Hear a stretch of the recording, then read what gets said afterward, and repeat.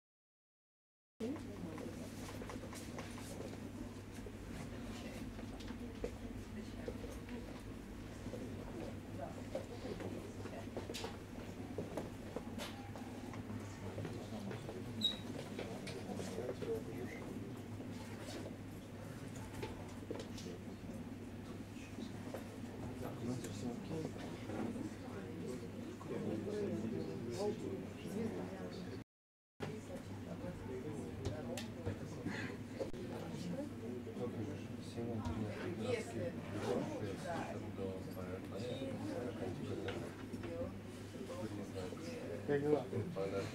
Огонь? Еще в Швеции есть официальный зарегистрированная церковь,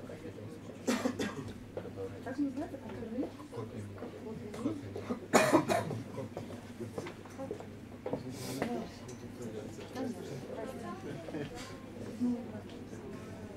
проповедует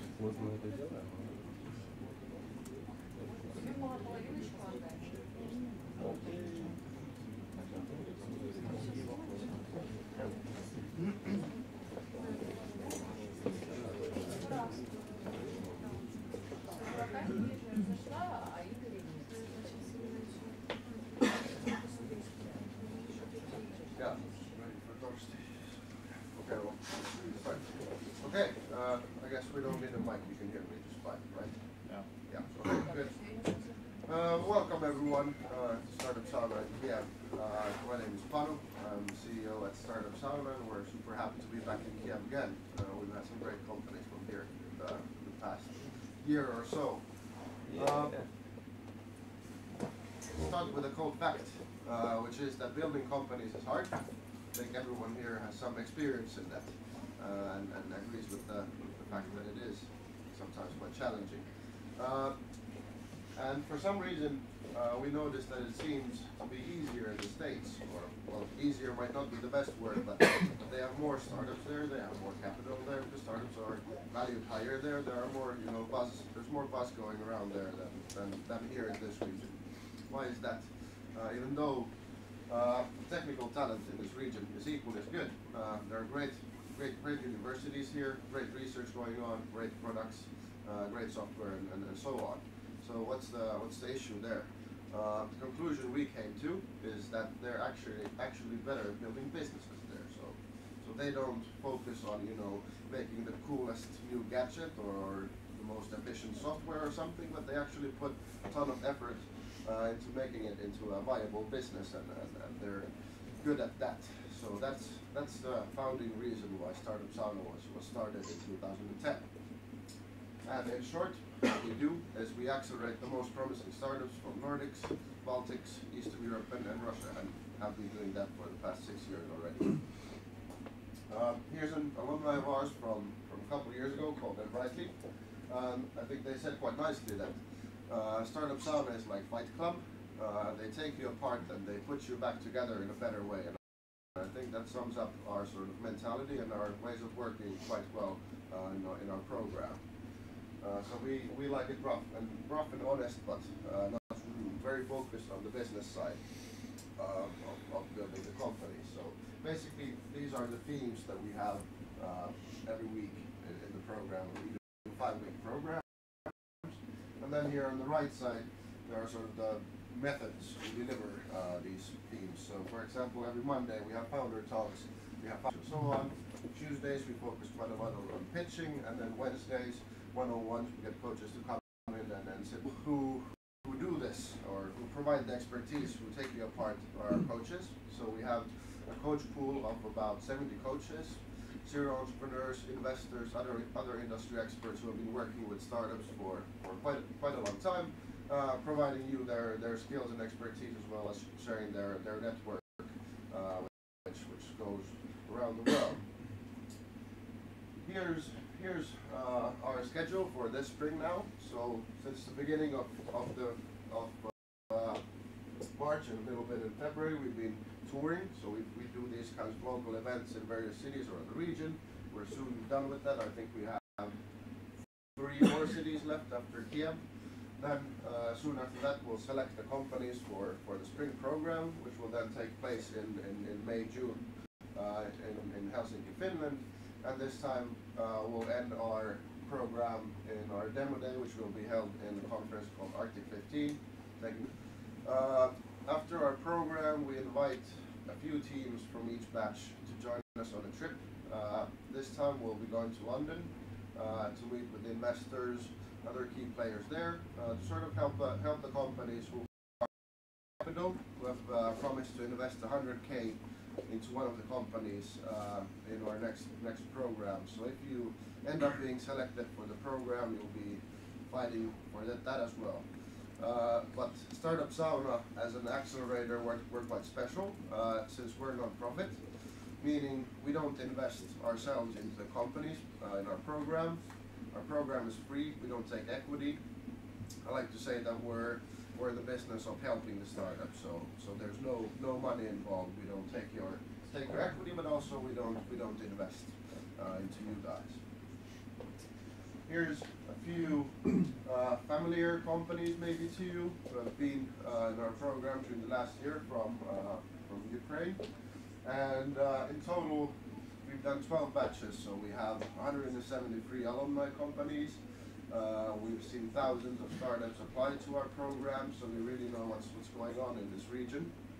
And those 173 alumni companies have raised a bit short of $100 million in venture capital after graduation. So there have been some great results and great companies also.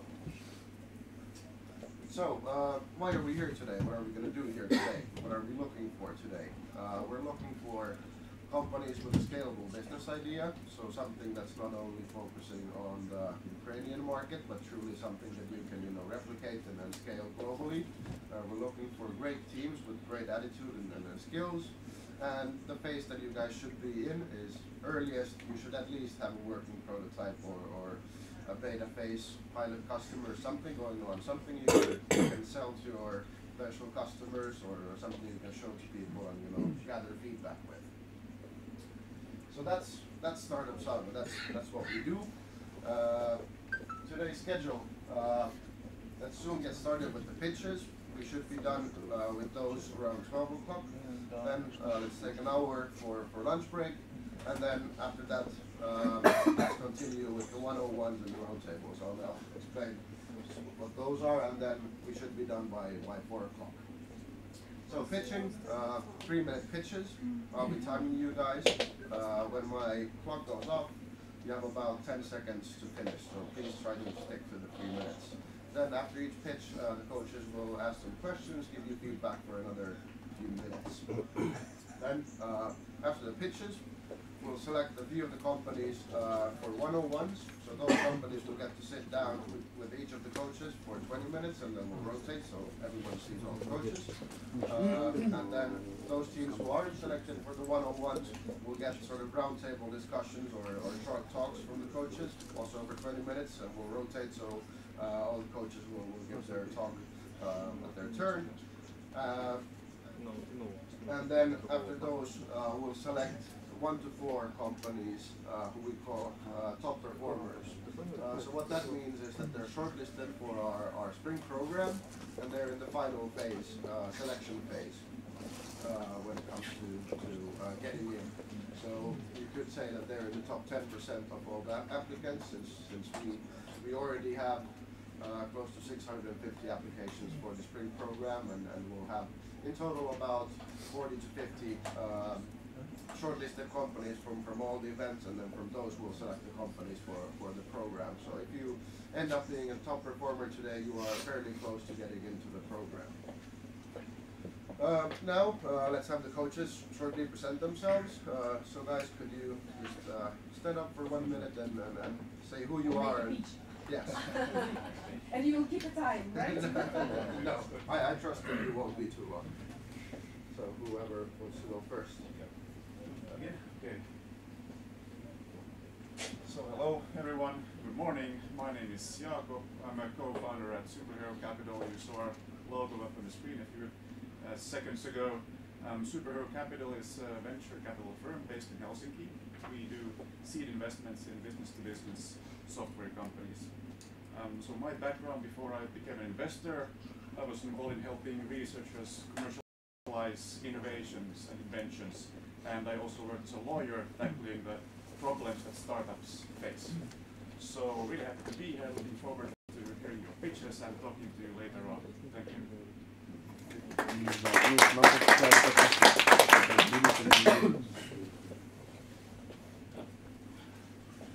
Hey everyone, I'm Saku from Helsinki Ventures. It's an early stage investor, big accelerator based in Helsinki. So that's that. From my past, I mean, my one-on-ones and yeah, questions later on. My background is in marketing and branding and distribution, communications, all that. So maybe I can offer you something there. My name is Torsti with a very strong R. Great, we can recognize from which That's how country you do you are. that, yeah. I've been investing in startups for 18 years. I'm meeting hundreds of them every year. I have had my own companies as well, done 4 exits. They all were more than $30 million, the exit phase. So I've met them quite a lot, but so that's the reason that I am also coaching in Sauna and also in a couple of the other places in Helsinki. So that's my way of finding good companies to invest in. But we also do pro bono work for Sauna, so that's why we are here. So,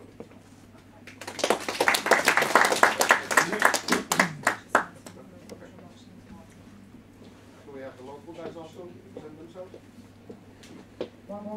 Yeah, we will use mic because we have the online translation on Brain TV. So, hello, my name is Alena. I'm CEO of Chasopis and startup coach. I don't know, 5 last years. So what we are doing of startup ecosystem in Ukraine. So we are happy to host Startup Sauna. As I said, that it's the second time, and I hope that very soon in September. Yeah, so my expertise is lean canvas and business model canvas and customer discovery. So I hope that I could contribute to you in with this issue. Thank you. Hello everyone, my name is Katya. Currently I'm a program director at 1991 Open Data Incubator. My dear friends from Waterways over there. And my startup story actually began in 2012 when I came back to Kyiv from Istanbul from my MBA, which was like full merit-based. And before that I was working as a business developer for foreign markets for the biggest in post-Soviet countries registration service of EI and IS networks, which is more like hardware, like less startups. So I would say that, like, yes, my first expertise is business development and finding the proper people to find, to speak to in the market and getting the early market feedback. And then actually like business strategy, how to maintain good contacts with the market. Because actually a lot will depend not exactly on the hard skills, but actually on how you manage your business connections in the long run. It's also about startup, corporate, whatever. Thanks a lot.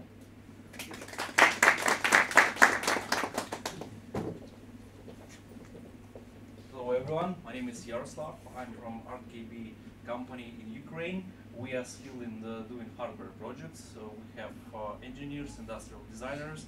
We have guys to design.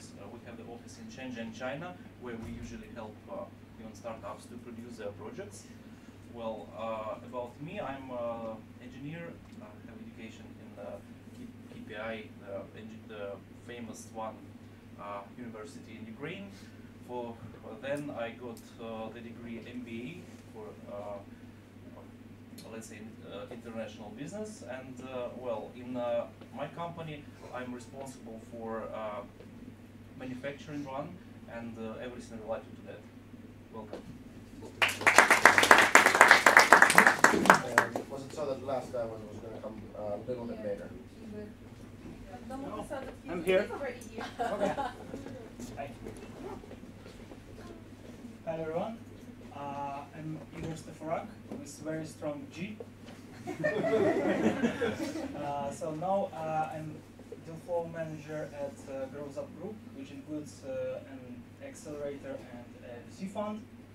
So I like and love presentations, so feel free to ask me about your. Thank you. All right, so that's the coaches today. Happy to have you also here.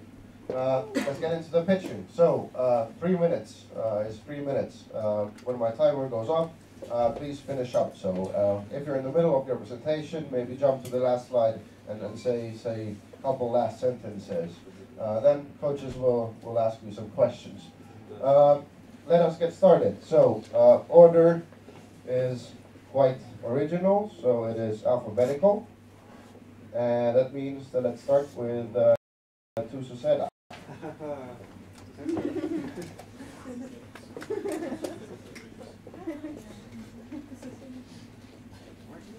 It's housing and roommate. This is our team. Alex Padal, co-founder, it's me. So I have experience about 10 years in development of banking system, in management, and so on. And also, this is a co-founder, Elizaveta Kostyuchenko, startup development. Try to solve. A lot of us like to rent a flat. Most impossible. So this is first problem.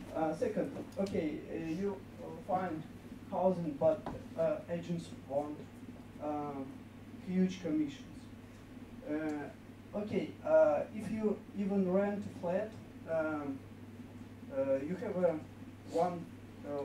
you live in one room and you have a second room, and used value is best value. So we try to solve this for young people, cheap housing. Our solution, it's simple. It's stupid simple. Matching housing and roommates expectation. It's like a Tinder for roommate. A little bit about our problem. So person feeling profile, and we matching by geolocation, we matching by hobby, we matching by university, and we don't share contacts until through and second line. After that, you have a contact, you can meet, you can discuss, but before initial market was ex-US Sauna. So why we choose this market is, first of all, we have not leader on this market in this area. Yes, we have competitors. Our main competitors, it's social networks. Yeah. Okay, so about 1 million people per year wants the rooms. Future market. Market should be changed, and huge commission, it's not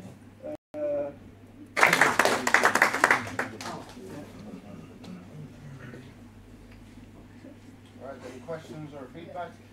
Beginning of February. It's not much because we're testing our hypothesis.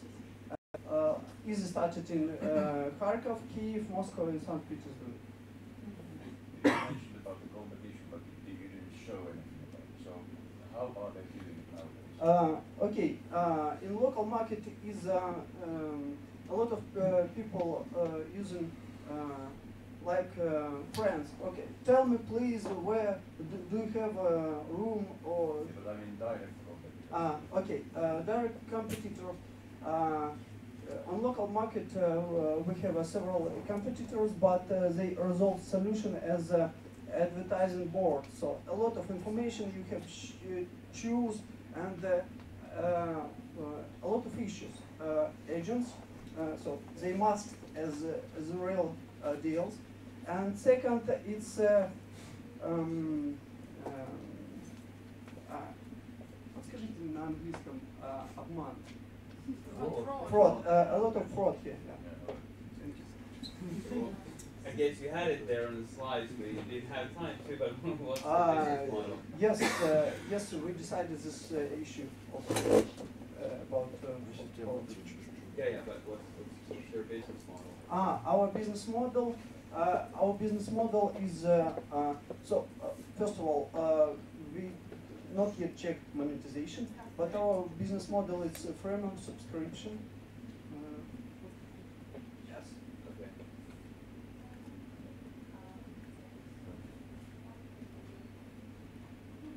Just an idea. For a 3-minute pitch, do you think you should not focus like 1 minute for the team? Which is of course important, but still, I mean. Yes, and one more problem which I not talk about. The great problem between roommates is confidence. Live with people with hope, with the same hope, with the same location. It's like positive living instead of horrible and change room and roommates every month. Yeah. So like the project is like it's sensitive to what we call like network effect, because like you need to have a lot of people in that system like from day one just to make it like valuable to a customer. How are you going to attract the traffic to your system? Okay, yes, it's marketplace, and we think about this problem. Started 1 year ago, and we start to test. So we created several group and social network, Contacte, and we check our server in Moscow, St. Petersburg. Like how many people in Contacte do you target now? We have 5 group, and Moscow group more than 1,000, 1,012, Peter 2,000, but it's our like idea validation. So we validate that a lot of people need these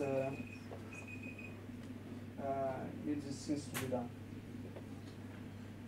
Alrighty. Thank you so much.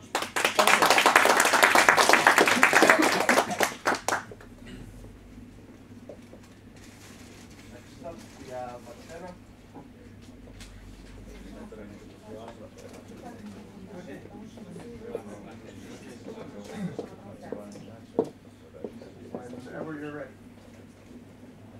Hello everyone. I'm Alexander Dzюба, CEO of Attena. First of all, I need to ask, who of you use Wi-Fi in your home or workplaces? Yeah. Can I expect any other answer? We are souls looking for signal to connect us, but the way to connect to Wi-Fi doesn't change last 10 years. Yesterday, you recognized Attena like an advertising platform, connected open Wi-Fi networks and monetize them in one side, and simply panel for advertisers in other side. We already work in 6 countries with 700 locations, but we use a lot of our products in different places. It's retail solutions for banks, for hotels, restaurants. It's some smart city solution for tracking people. And we use different firmware for these solutions. I present you our future. It's Wi-Fi payment marketplace with united firmware for any kind of Wi-Fi routers from home to airplanes. And you can choose a way to connect in marketplace with all. When your kids coming home, they use Wi-Fi to chatting, gaming, but you can take them access only after passing some tests from their educational program, their grade, and it is open SDK application just for this kind. It can be some anti-procrastination app for you, or some just app for conference with agenda when you connect to internet. And with this solution, we raise our market from 30 billion places ready for advertising to more than 3.5 billion Wi-Fi places over the world, and also our hotspots. You can invest in this business now, and it will be work with simply business models. First, of course, we still solve advertising and monetization problem, but we going to white label TSP solutions for Comcast, for home users. And I really appreciate to all people who made this possible, this magic possible, who worked with us last year. And they are really specialists in networks, in product development, applications. I appreciate with our partners, and I need to say, may Wi-Fi be with you. I'm not sure did I understand what are you doing, because it brings me tens of similar services in the world. So what's the competition and how are you different? Yeah, you see something like Boingo or Spotify to connect them to. We don't looking like competitors for them, but looking for a partnership. Right. In other side, yeah, we have competitors in ISP solutions productions, but way we do this, it's a marketplace. It's something really new and open for any kind of apps to connect, and we know how. You know how it works. Does it work already? With home, we have, as I told you, we have retail solutions, already works. We have traffic analyzing or offline cookie solution for advertisers. And we understood how to work with more than 300 of router types. And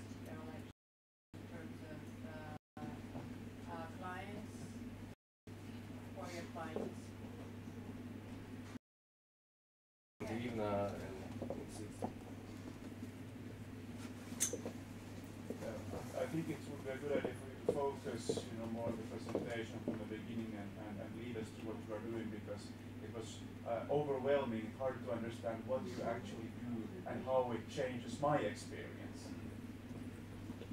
Okay. So just presentation-wise. Thank you. And it's because we change our vision from advertising platform to marketplace, Wi-Fi payment marketplace on last week. because we understood that we are already more than just advertising platform. All right, good. Thank you.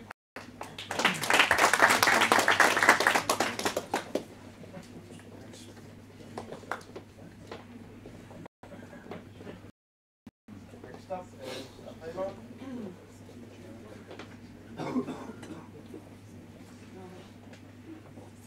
Thank you. Hello everyone. Thanks for being here. My name is Dima Kerfov. I'm CEO of Apelon.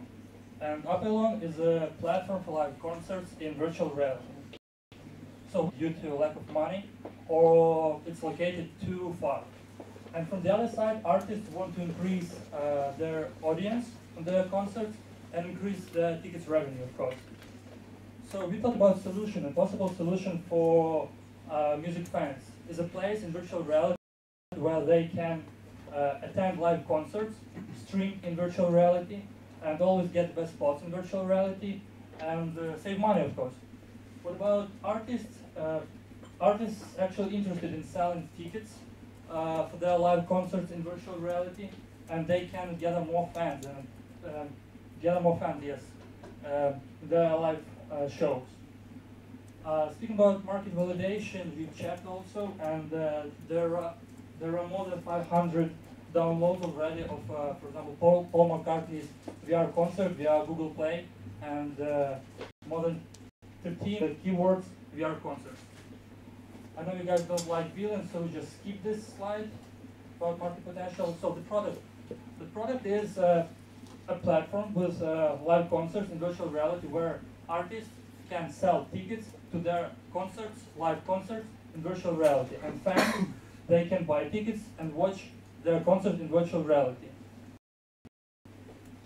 What's simple? It's 25 commission fee on every ticket sold, so it's pretty simple.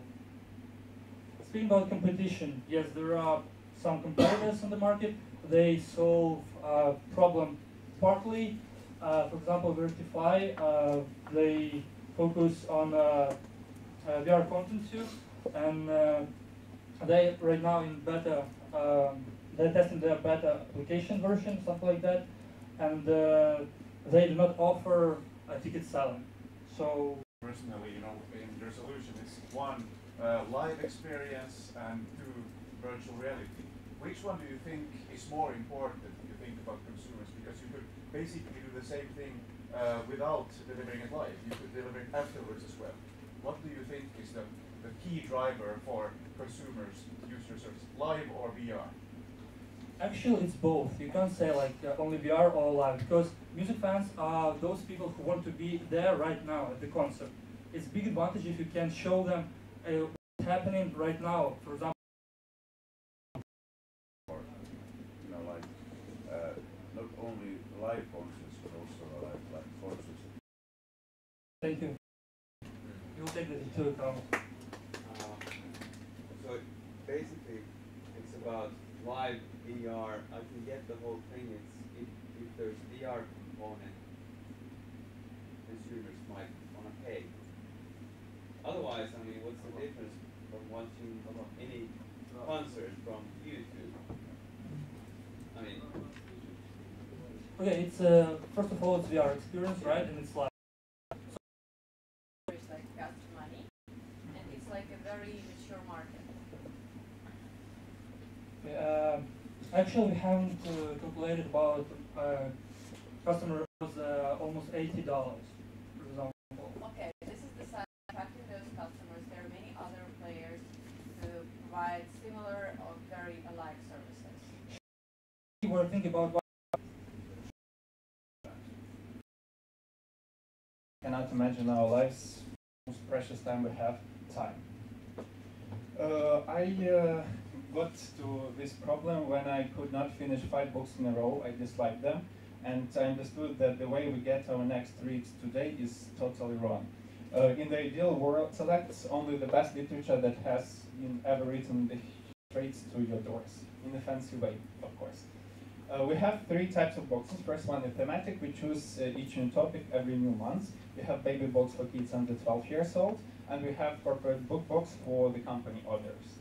The book selection algorithm is a key to our success because it makes every book personal.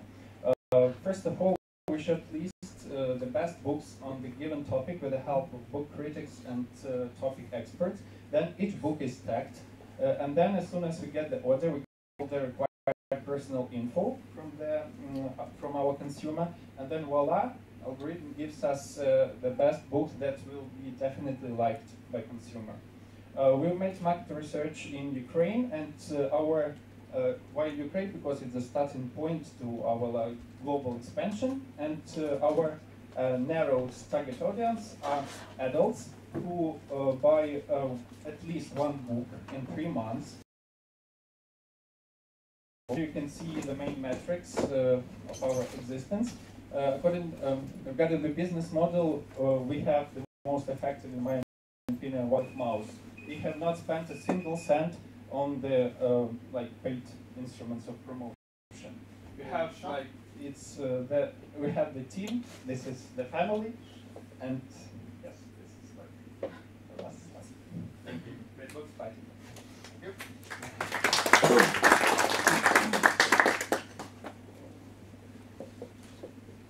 Thank you. I couldn't help but thinking that you were a bit too optimistic and the competition, online bookstores do a pretty good job, in my view, of recommending to me books I'd like to read. So what do you respond to that? Yeah, here the main point that offline, online stores and book they're shops. They sell books, and we do not sell books. We sell the best literature. And for example, in Ukraine, in terms of stores, for example, offline stores, our consultants are not of good quality. They're interested to sell the books that they are told to sell. Is the first point. Secondly, these stores, they do not save time. You have to go there, you have to pick the book, and you have to waste time. There is no delivery there. And in terms of professional recommendations, yeah, as I in terms of personal approach, it's very according to my own experience, they do not take a lot from my insights, what I need from reading, they just recommend what books like that. So yeah, there are lots of no direct competition, but according to research, there is no such service in the world. It's the same thing. Am I right saying that you are doing a kind of Apple Music in the books world? Yeah, it's kind of, but the point here is that the consumers, when ordering book box, they do not know what books they will get. They know only the quantity, there will be 3 books, and they know the topic, and that's it. So it's kind of, for books are those inventions like pencils, like wheels, they will last forever, and according to the latest researchers, all these e-book revolutions sure in the future of paperback. Currently already have a pretty algorithm, the website system, and in terms of scaling it to the world, I guess you can take any country where I need to follow. It's daily budget. So it basically, unfortunately, it's very scarce. The information for it is 20-for-1 top apps in the U.S. generated $25 million in revenue in the last year. That's for the U.S. alone. What we're going to be making, I had experience. We didn't spend any money yet on. We didn't do any zero marketing. We're growing little by little. Right now, 13,000 installs and around 13 active on Google Play. I got this SMS, just confirm that you basically this is your spending, and so you press OK, and it goes in there. Also, we're trying to. I'm trying to make this the input actually very easy. As regarding, as you said, purchasing something big, that's one of our paid features that we want to. Buy something big, then we're going to whenever you want to do that. So whenever you want to purchase a big. In general, the concept, do you think it's really necessary to measure on a daily basis? No, it's not actually.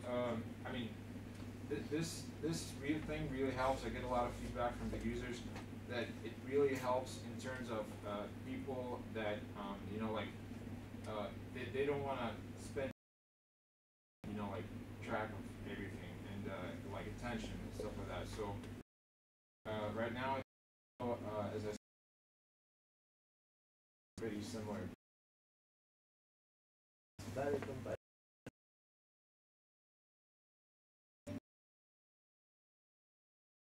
We find your mistakes, you registered on our site, you started education blog on our site, we notice your mistakes, give you exercises, what you need to do to avoid these mistakes. Then again you play, you send another hand history, and we test if you still get that mistakes, and so it's a very complicated process of education in poker.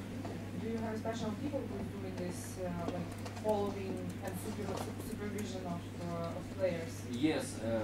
First I started with my own. I was at first poker player. When I see that I can win money, I find guys, my friends, who want to do the same thing. Because it's really amazing. It was 5 years ago. You play on internet and receive money on your Visa card. I started teach my friends, and I see that have success in it. The most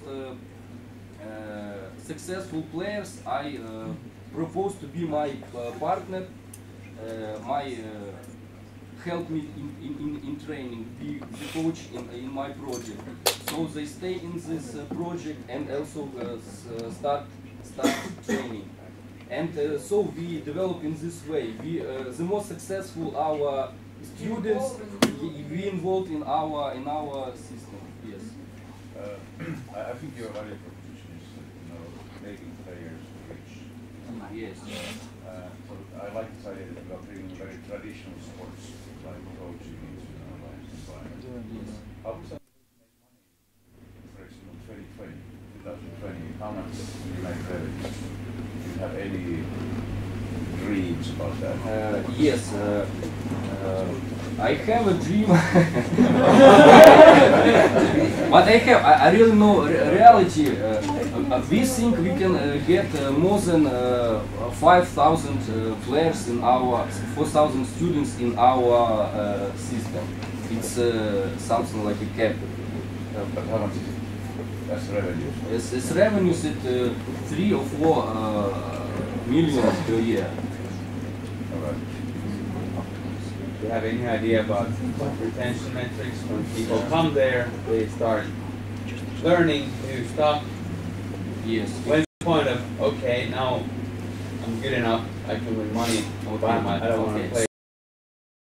You see, okay, it's a good question. If you see that there are different levels. When you start playing on small limits for something like $1 tournament, and if you're good enough in this tournament, it doesn't mean that you're good enough in tournament for $100. In our playing. That's the reason why One more thing. I think you will be successful when the other coaches, your competitors, are like starting to steal players. Like it's okay. It's our innovation organization model.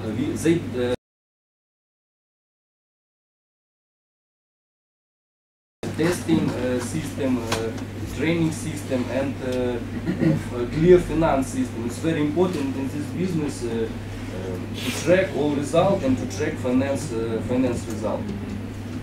All right. Thank you.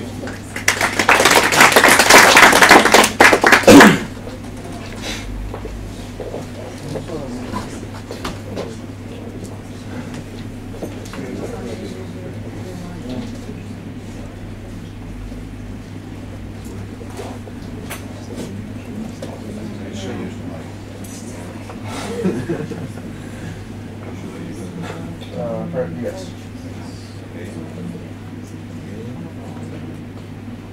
Hello, my name is Dennis.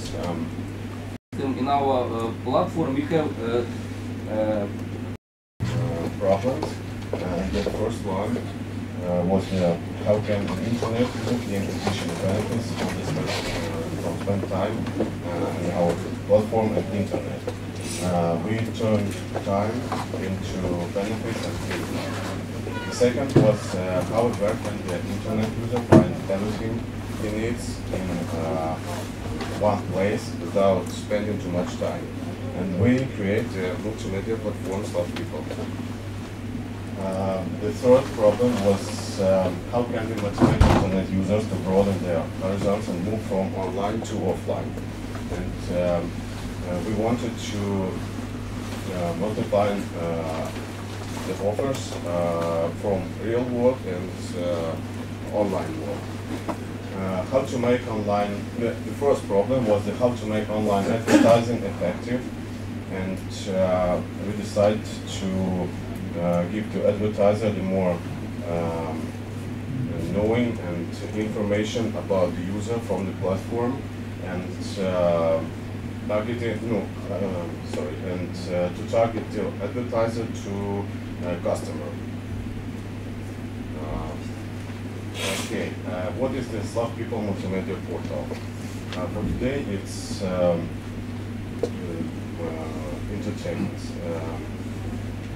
This is the online cinema, movies, books, music. Proposition for our partners. It's a loyalty program, and also the tourism, education, and time planner. A little bit about loyalty program.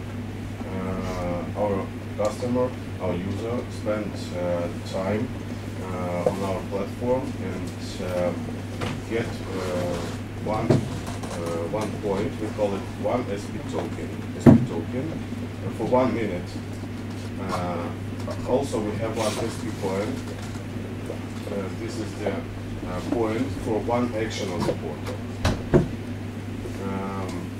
What can you get for SP token and SP coin? You can choose one of the gifts, take advantage of the offer from the partners, pay for an offer on the site, pay for the partners in June. You can also monetize SP coin into real money. Yeah, we have a lot of information about our portal. Can you please?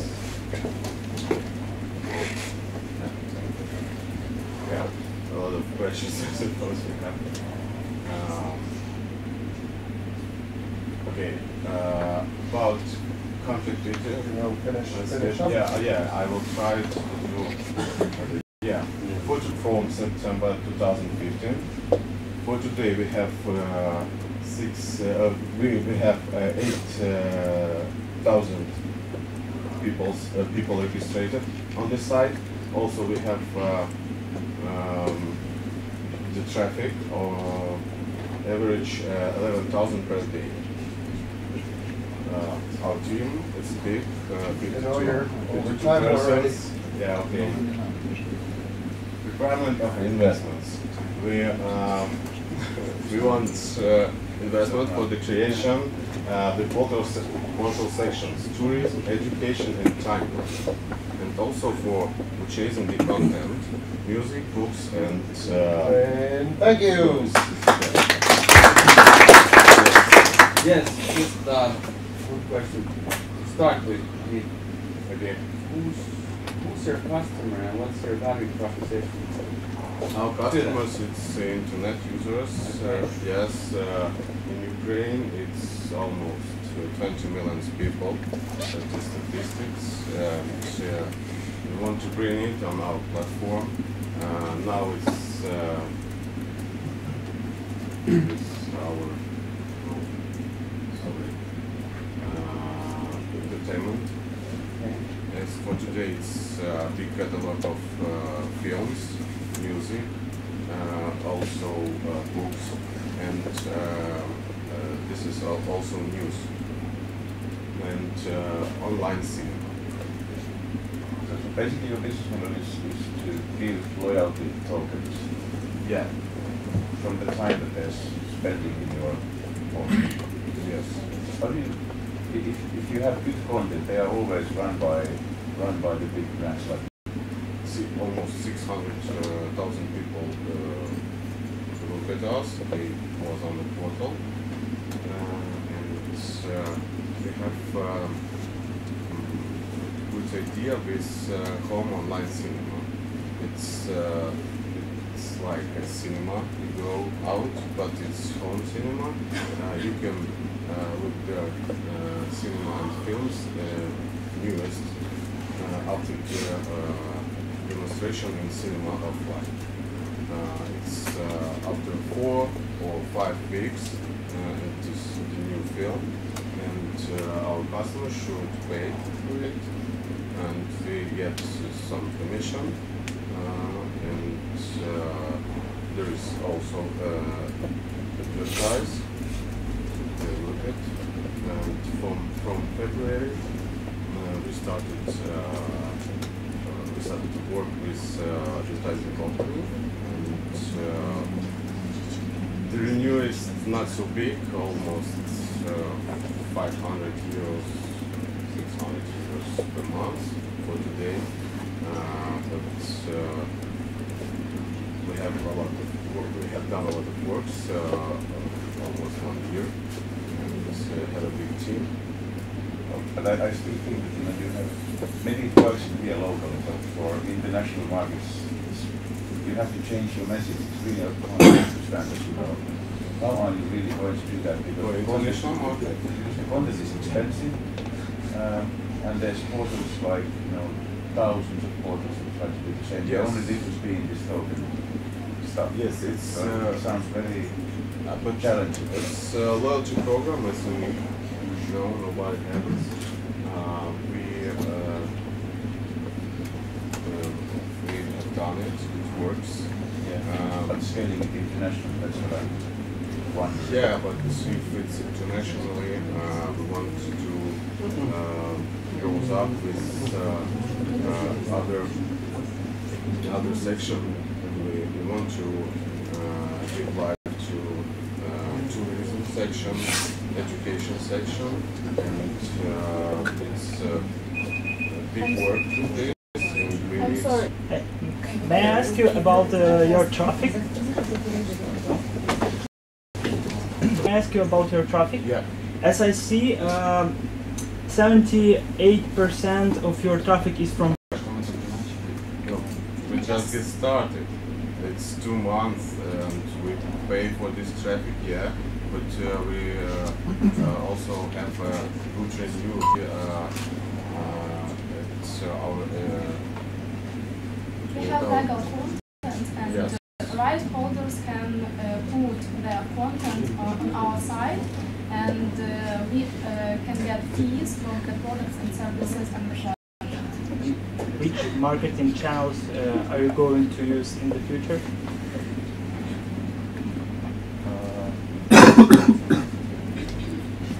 Social networks. It's working, social marketing, mail services. Cinemas. We're going a little bit over time, so yeah, sorry. Stop here. Yeah, okay. All right, thank you.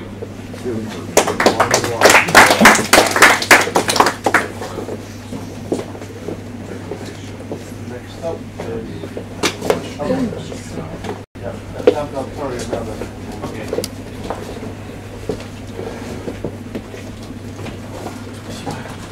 Sorry. Oh, sorry. Yeah.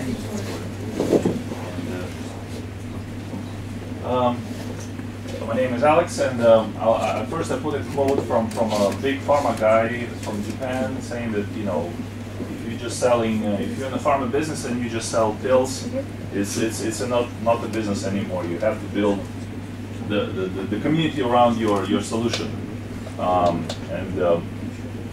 So basically, this is where the pharma companies are with understanding of where they should go. And this is what we do. We do. Our solution is patient engagement and support communities for emerging markets. That's the front page. look kind of mobile approach to health support groups.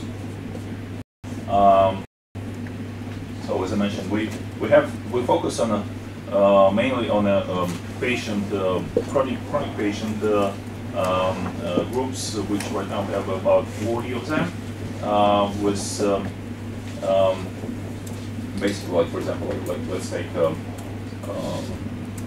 prostate cancer group where people could find information on the disease, how to behave with the disease, how to work, how to develop relationship with a family, parents, what kind of diet they video advice. So it's an environment where the brand, the medical company has access to such kind of patients and provide them with the support how to move on and manage the disease. So we told this. The business model is first and foremost is sponsorships with healthcare brands. At a later stage, we would like to move to lead generation and premium tools for both doctors and patients. We do have competition, of course. There are a couple of health portals, but they more focused on kind of general type of things and reading instead of watching videos. So talking about the market size, it's basically the money pharmaceutical companies spend on advertising in pharma segment. Right now it's $100 million per year, and it will grow. And overall, healthcare market in CIS is $250 billion. The team, myself, and an IT guy, and we're looking for $500,000 to and support with healthcare brands. That's it. Okay. Thank you.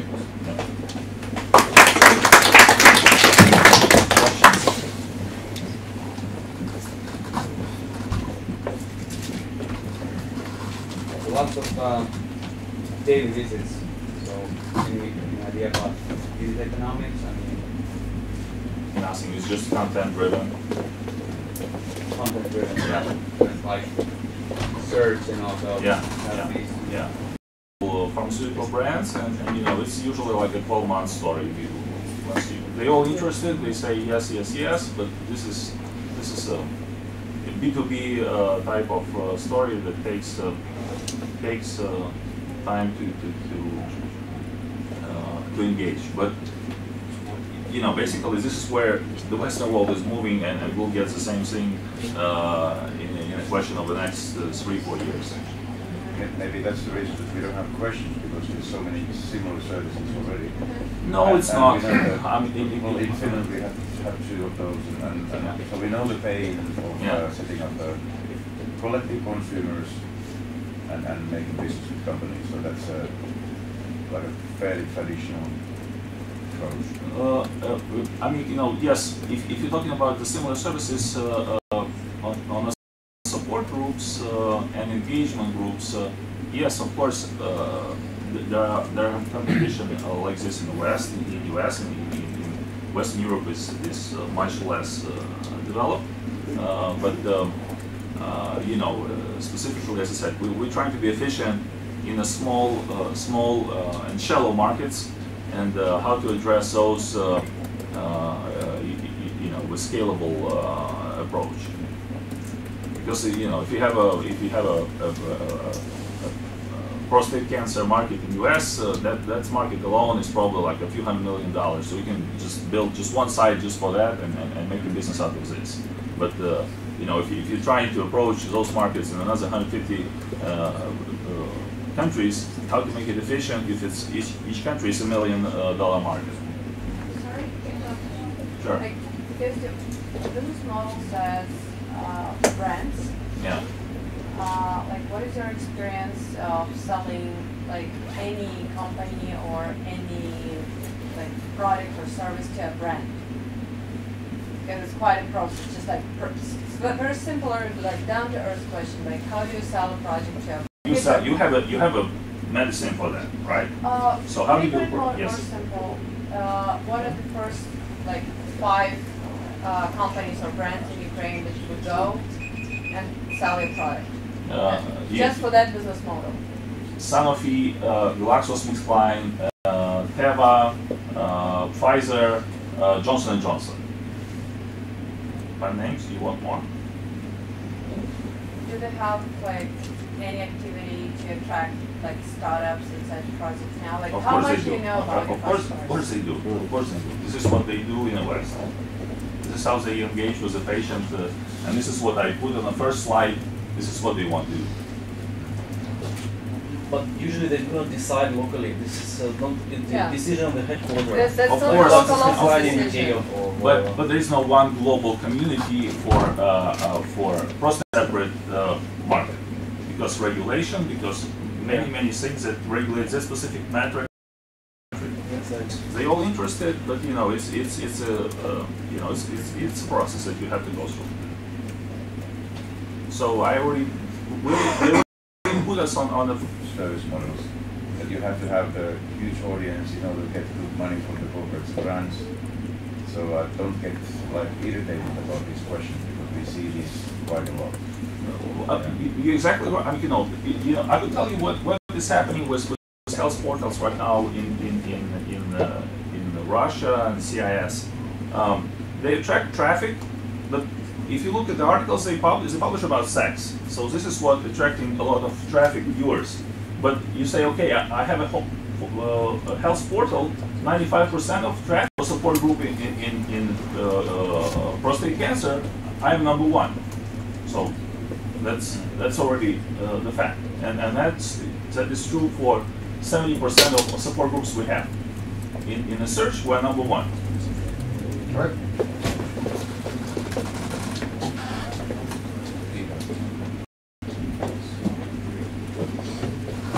Hello, my name is Andrew, and I'll tell you about ShortCM. It's a white label link shortener. So, what problem does it solve? Looks like. Companies usually need to create short link to YouTube video. To that short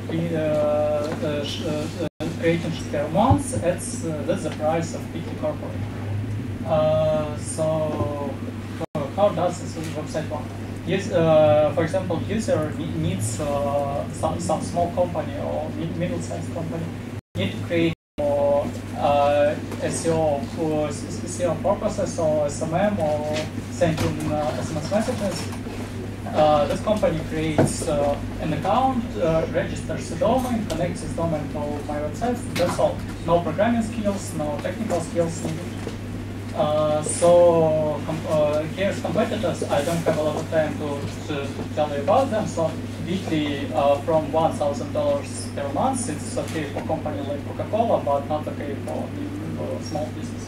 URLs require technical setup in hosting, so hosting costs money. So also is not very good. Short speech has UI, so people's eyes don't want to see that, but that works. And user loses 10% of their link creation requests. It's a very cool website, but not useful. Almost no one has no transfer prices, so contact us, and after contact us, websites like Kyiv says, oh, okay, $1,000 per month. What's ready as this website? Website with the UI is ready. It started working like 2 weeks ago. It has simple statistics of referrals, social networks, and so on, API, and integration with Segmento for better analytics. Segmento.io has connections with Google Analytics, has connections with a lot of mixed panels, and so on, so people can check this links clicks in different websites. And don't a lot of sites have multiple domain support. That's good for SEO companies. Okay. Hey.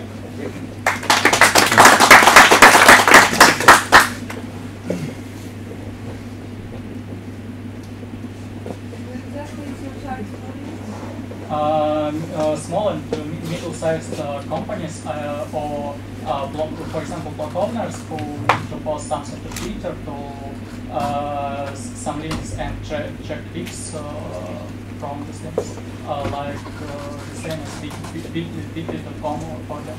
So are you different from Miami?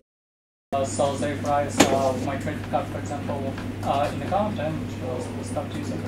And difference between prices, it's like $1,000 and $20. But only in your technology. It sounds like anyone can copy your code. Easy and affordable. Actually, they can, but I'm trying to find some new ways to attract customers, like partnership and so on. We, for example, use domain names, domain name selling services, so they can.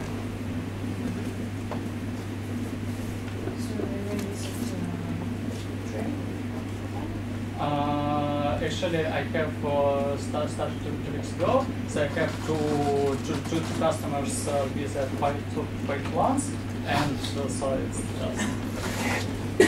just All right, good. Thank you.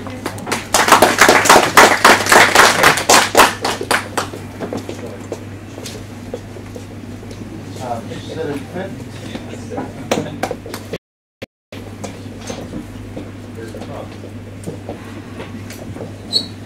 Hi friends, my name is Andrei Kyiv and I'm a founder of Sit and Fit Under Desk Stepper Trainer. And today I will show you how we want to improve people's life. We all know how harmful can be the lack of physical activities in our lives. This is a big problem in the world. Due to World Health Organization, sedentary jobs is about 83% in the world.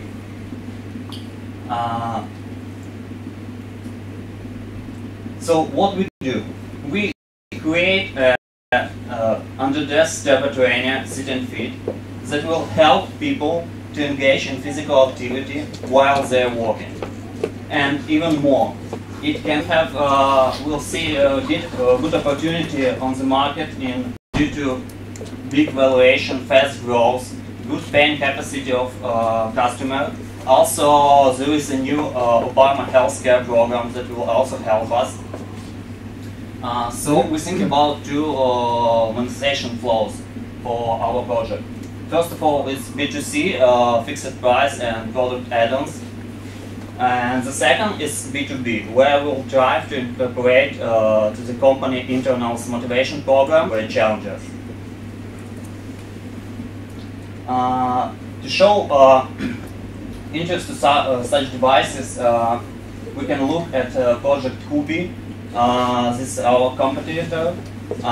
It pledged about $300,000 about a year ago on Kickstarter. So this shows a real interest of clients to such products. And to make all this happen, we have a team of 3 people, all with technical business development, marketing and management. So basically we are ready to rock. Thank you. Questions? Do you have a type here? Here no, because it weighs about 9 kilos for now. But you plan to make it easy, like So here you can see the prototype for now. Now we're developing a pre-production prototype that we can show people and pretty good with. So it's pretty good. Also, it can generate electricity for powering the laptop, so people just can work without electricity at all. even at forest or mountains or anything else. So, but you will make it not like 9 kilos when you go into high. Yeah, 9 kilos is like a little bit. Should be less. Yeah. Is there any digital connection? I mean, this could be also made for gaming together, like. Yeah, of course. We have application for mobile phones. Also, we will have some portals for B2B competition and anything else like this to get the possibility them to work and engage with it. And also, it can fit under any desk.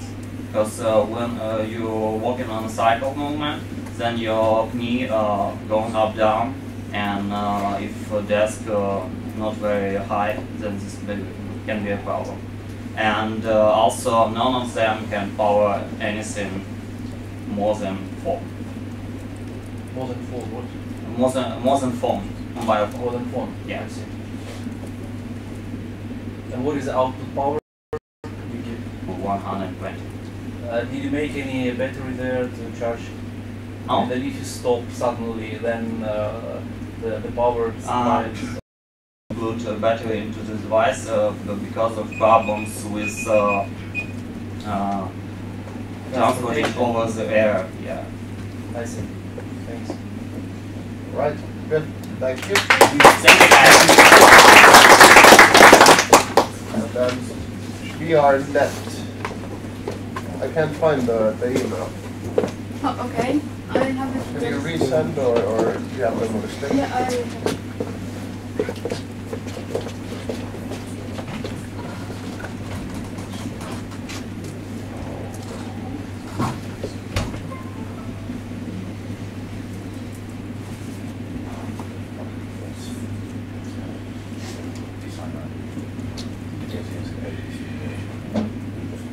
Real estate developers. What is one of the problems of real estate developers? This is that they start to sell when they have actually nothing to. And we offer them solution of showing this in virtual reality. How does it work? For now, trying to visualize the space for their customers, developers order from architects 3D maps in their ArchiCAD files. And showing when I tell converting, it sounds simple, but we have our technology beside it. What about the market? In 2014, in USA, there were built 880,000 single-family houses and flats. And these are all our potential models to convert. And this number is growing 10% each year. Talking about the whole 3D imaging market, it's growing even faster through niche exhibitions and conferences and through our partners. And we get our income from model conversion fee and from monthly fee of model hosting and service. We have competitors, and first competitor is our 3D photo renders, and the second is companies like Immerse, which do interior design from the very beginning in Unreal, and which is really very expensive. And also we do have one direct competitor in Silicon Valley, but still we are faster, very cheaper, and we are working on more. And we have partnerships with suppliers and resellers. Technology, where is it from and how does it work? Okay, I'm not the tech guy in our team, but I will tell you something. First thing that we have to optimize the scene to be able to show it on the smartphone. Regular model is 20 million polygons, and we should optimize it to find it more realistic. So we're doing it with our own VRNet engine, and it's also developing. We have some MVP, like prototype of this engine, and we're improving it from order to order. It was a bit unclear what part of the value chain you are actually. Is it for, or can it be used for designing the actual premises, or is it only for buyers to know about premises? Which part of the value chain are you? If I understood right, we are working with partners with buildings that are developing and that are not built yet, and they are just planning. They have plans of their layouts, and they have models of their layouts, and we can show these models at the site, like game, but in web in 2D. You can walk around the potential apartment, and then salespersons in the sales office of the developer can use it to show not gray walls or not just plans, but show how the apartment will look like.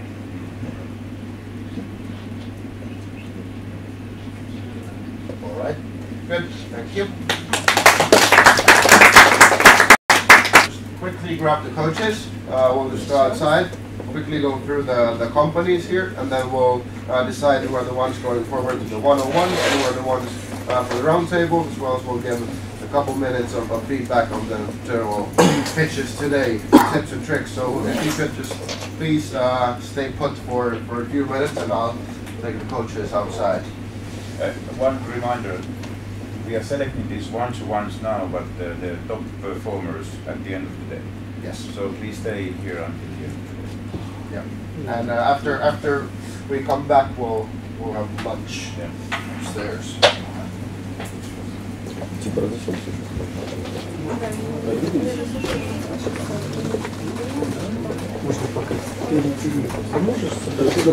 Don't forget that. Давай уже выйдем. Сам, откуда трансформация приходит? Всякая.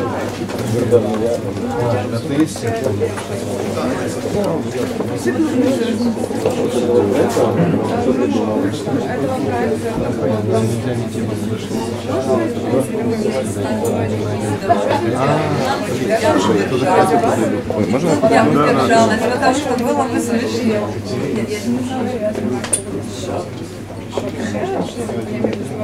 Тормозочек же ж ты мой. У нас есть эстонский. Где наш главный? Ну, конечно. Ничего не спрашивали. Только сейчас спросили. Были ли те, кто лежит эстонский поезд? А я же один из первых. Мы, короче,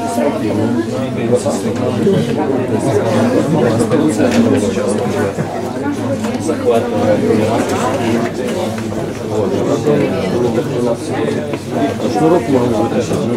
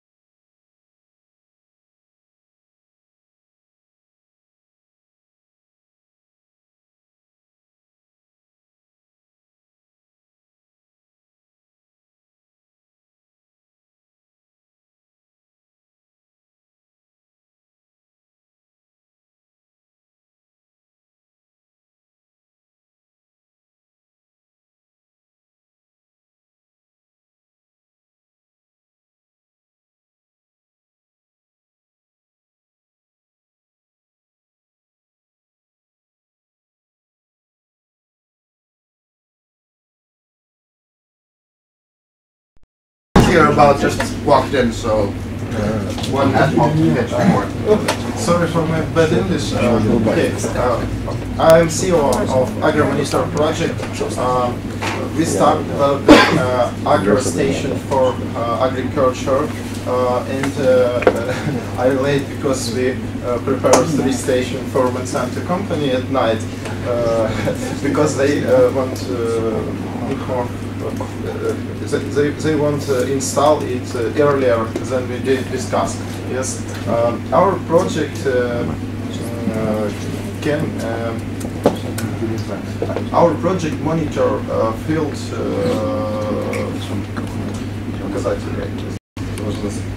field metrics, and agronomist can save resource. We starts but they provide software or hardware. Yeah, like Vital Fields. Vital Fields provide good software, but don't have good hardware and try predict.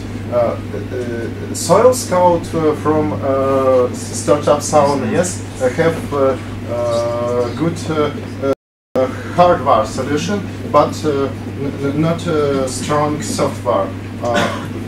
We launch project and provide software, and we try listen market, because the situation which I see in market, startups think that the idea good, but not listen agronomists. We go to agriculture in Ukraine and start working with kernel. 27 April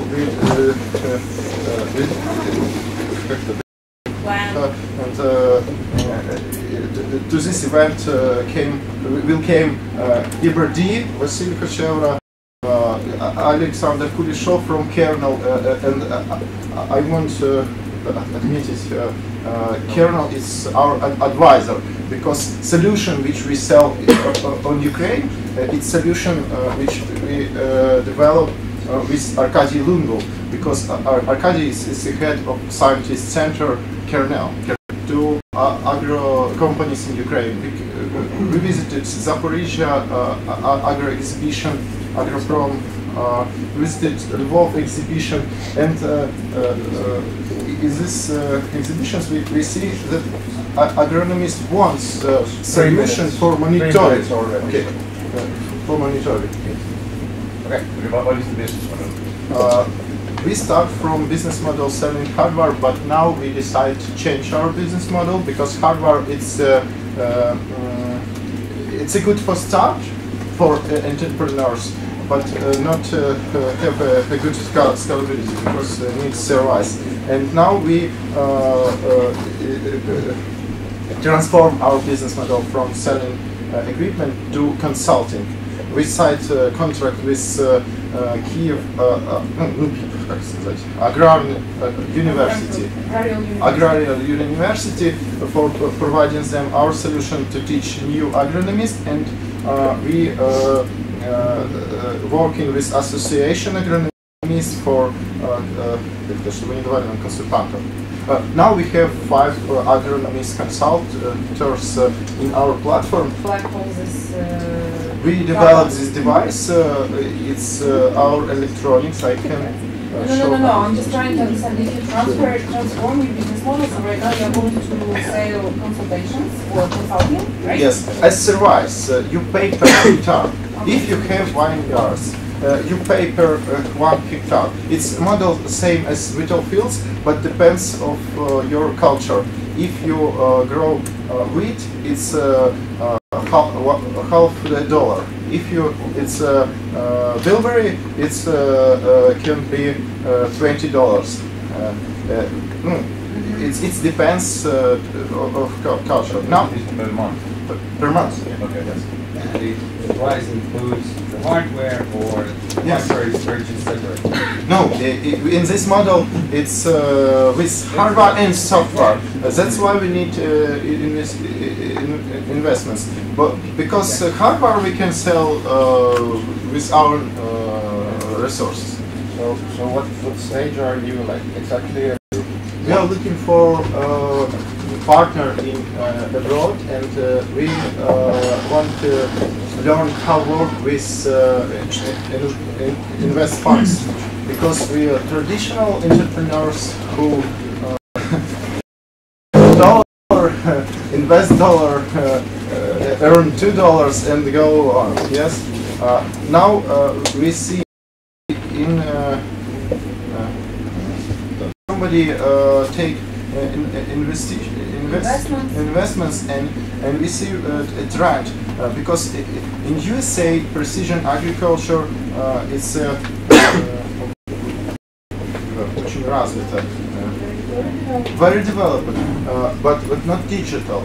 They use hardware, they use software. It's like farmers, like if you have 1,000 hectares, you can do it by yourself. So you are taking care about every plant you are putting. So that's why you should take this into consideration, because you're oriented on the big companies, like on no, it's on stock. You're oriented in Ukraine to big companies. We're oriented go to middle companies and after go to farmers, because farmers and middle companies is 90% in Ukraine. Yes, and this solution on market very expensive. We want to sell this solutions as service. When a small farmer can buy our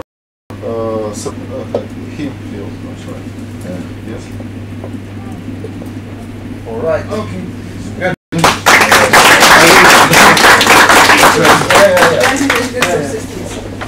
All right. So now we'll take a couple of minutes. Да. Can we do it after the selection?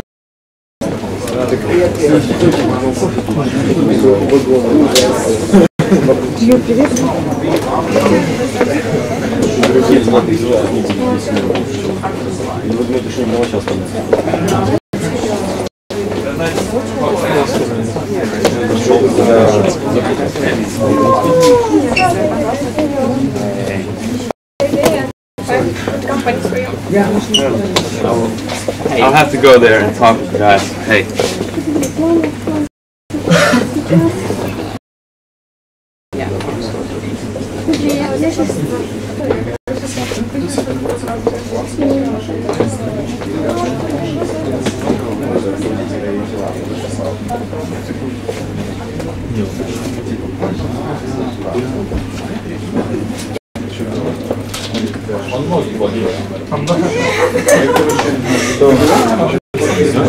Куда?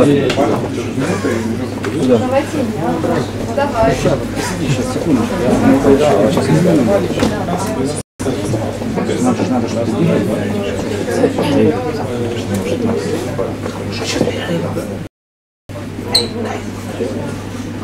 Перерыв? Перерыв? Да, что перерыв. Окей. Ну, не перерыв, они сейчас решают. Да?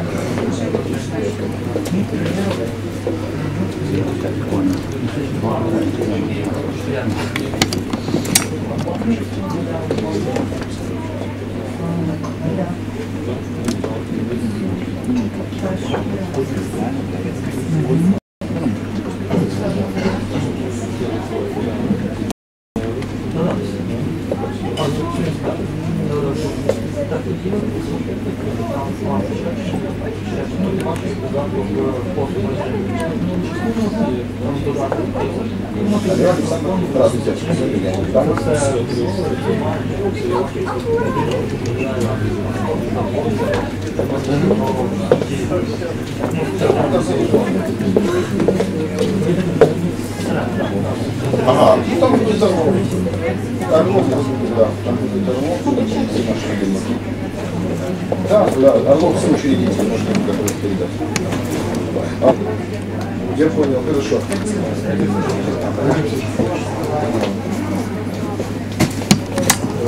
Да, сделаем новостной ручной.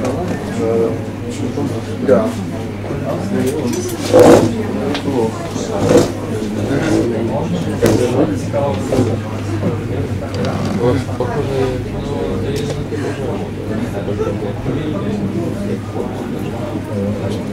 А, на квадроциклы их ставят, да, вот эти с автопилотом? Да,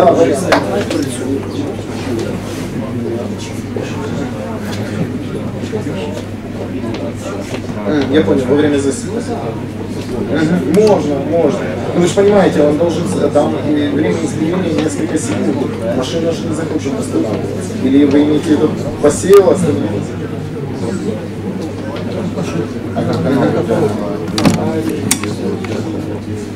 Я понял. Те, которые меряют без контакта с почвой, это, как правило, спектрометры, они дают просто показатели по отражению спектра. Это не есть хорошо. Поэтому тут вариант только для машин оптимально использовать резистивные на штырях. Но привод мы можем разработать, будет опускаться вниз. Вы еще с Сашей поговорите, но да, это тоже стоит взять.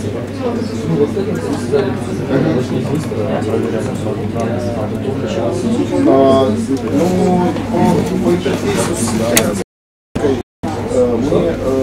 мы начнем где-то с первого дела. Да? Сейчас у нас 120 кадров готовится к результации функционала. У нас же 31-го уже едем в Николаев, ставим станцию.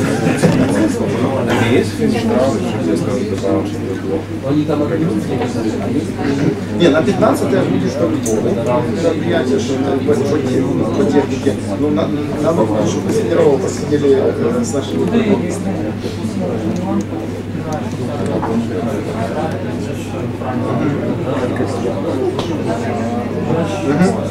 Добро, хорошо. Я просто сейчас на мероприятии, да, я через пару часов освобожусь, я когда вернусь в Microsoft, переговорю со своими разработчиками, да, там, Женя, может, ты еще ему там человека, вот, и тогда,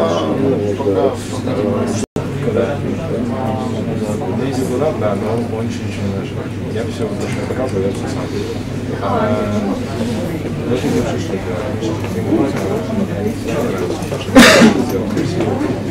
добавил пару пищи, в том числе палаты. И витамин с собой через правил. Так, сначала есть более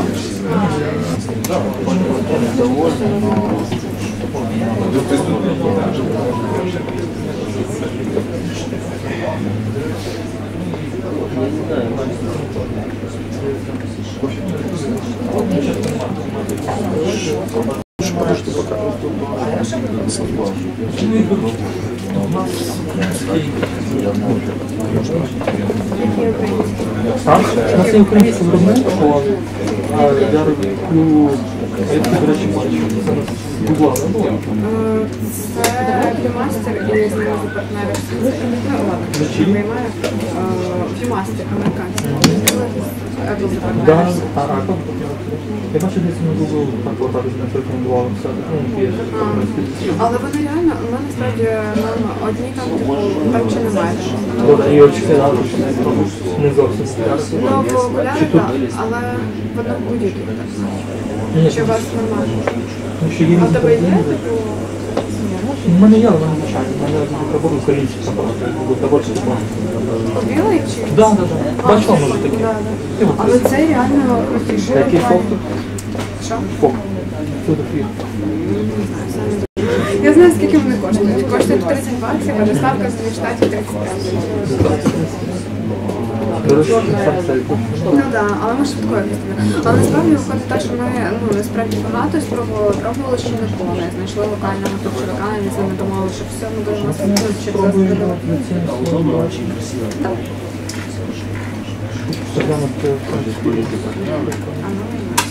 Точно так спробувати. Ці штуки і обрізання, якщо смартфон дуже великий, то так. Так, тут якраз є фільтр.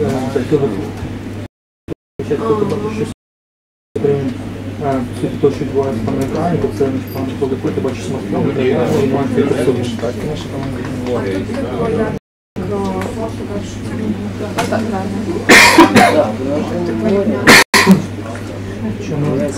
Може, воно без цього?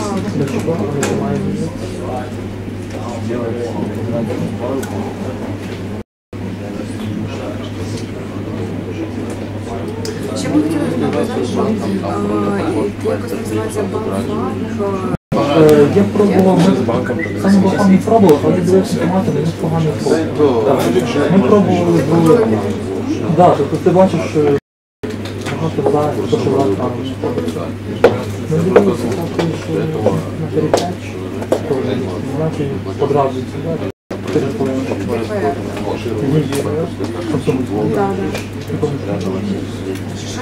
Ну, тут не хочеш.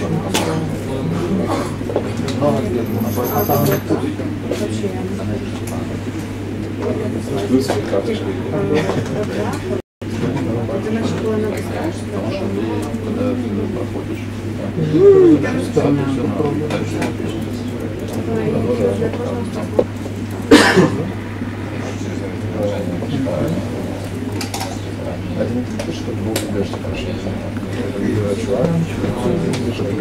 да. Нормально, да? Ну, мне просто рассказывал мой раз. Да, цветы. Но вона нас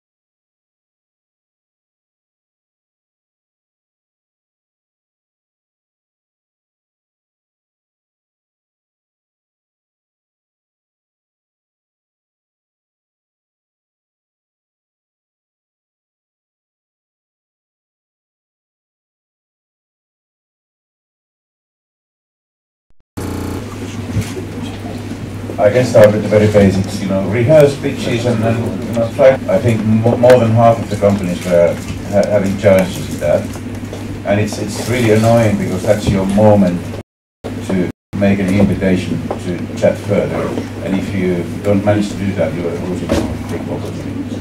So really, really rehearse and video. If you don't have audience yet for the start, shoot a video and then watch it later. It helps a lot. Right. Has a watch.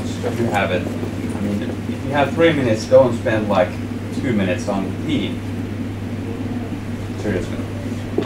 Then one thing. I mean, I totally get why you talk about projects, but in general, I hope that project's not ending soon because I might be putting money in. it's. I mean, I totally understand why, but it just sounds fun. So I'm going to sum it up in 2 points. First, please remember to be very clear about what you are doing. Point. Also, try to actually make us feel the pain of the problem that you are solving in the beginning of your presentation, so we can follow that, okay, and understand that, okay, this is a big problem and it's worth solving. Thanks. Thank you.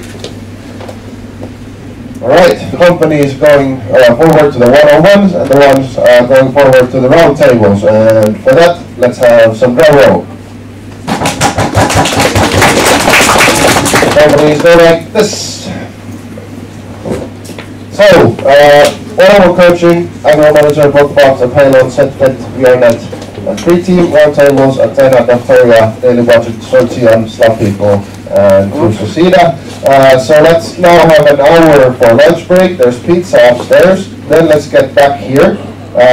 I'll set up the roundtable topics on the coach talking on a useful startup topic for 20 minutes for the roundtable guys. Then I'll find some spot for the 101s, probably in those 2 rooms or something.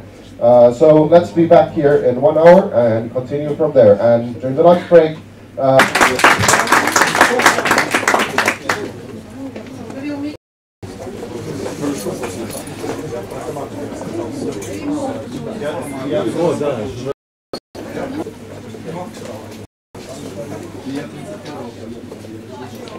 Let's see how is it.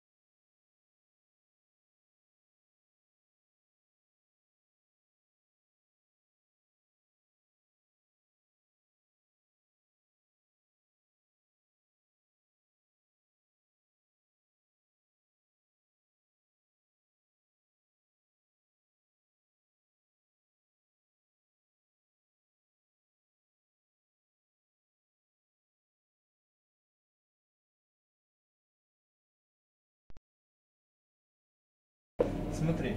А, все. Стрим идет. Ничего не надо. Все, вырубай, это подключение на зарядку и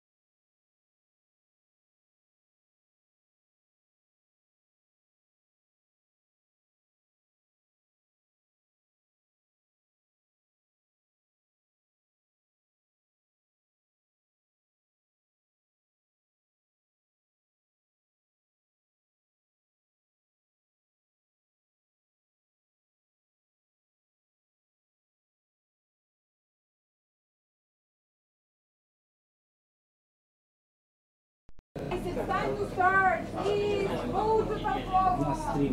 А вот это почему нет?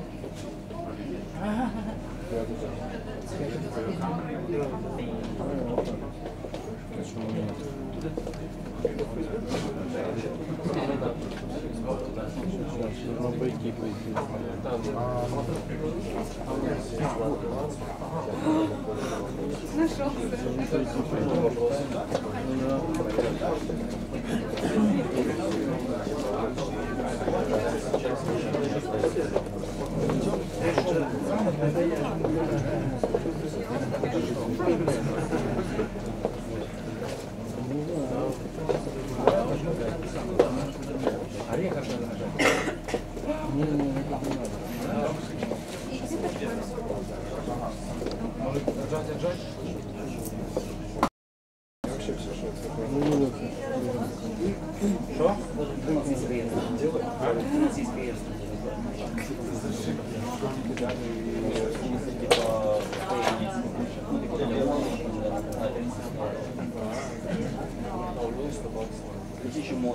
Ну, как почувствовал. Алло. Alright, I think that's Нет, не все pretty much everyone.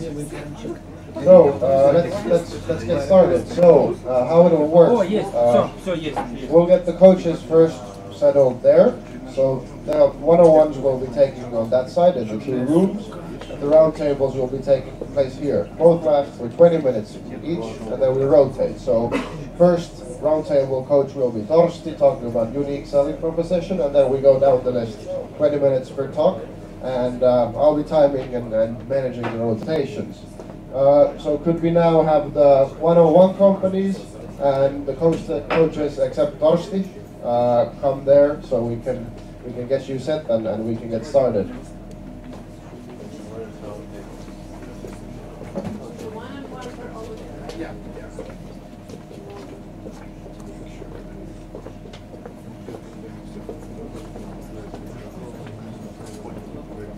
Туда все, кто one-to-one.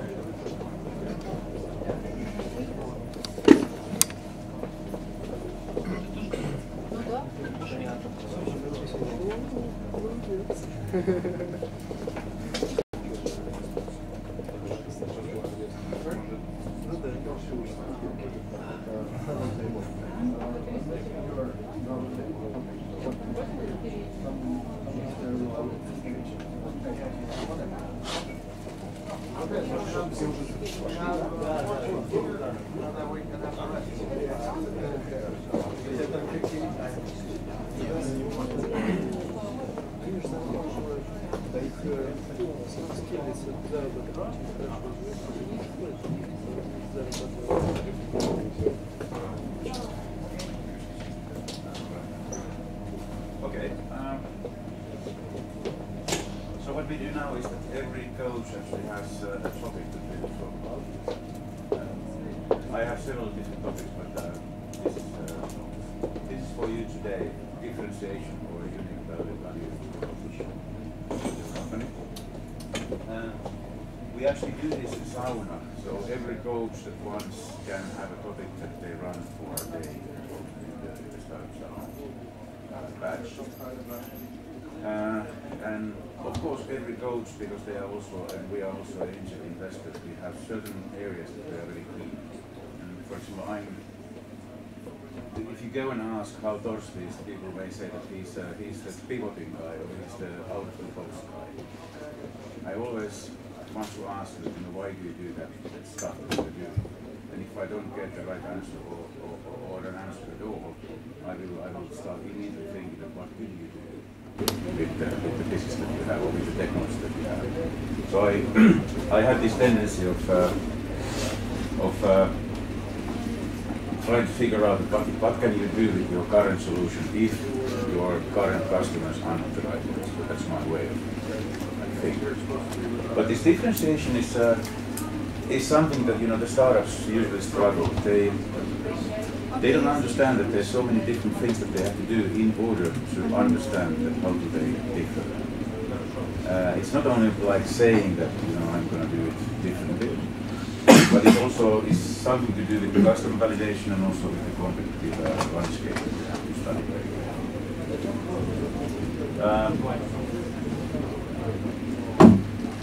If we go to the basic problem of yours as well, most startups, they fail. You know,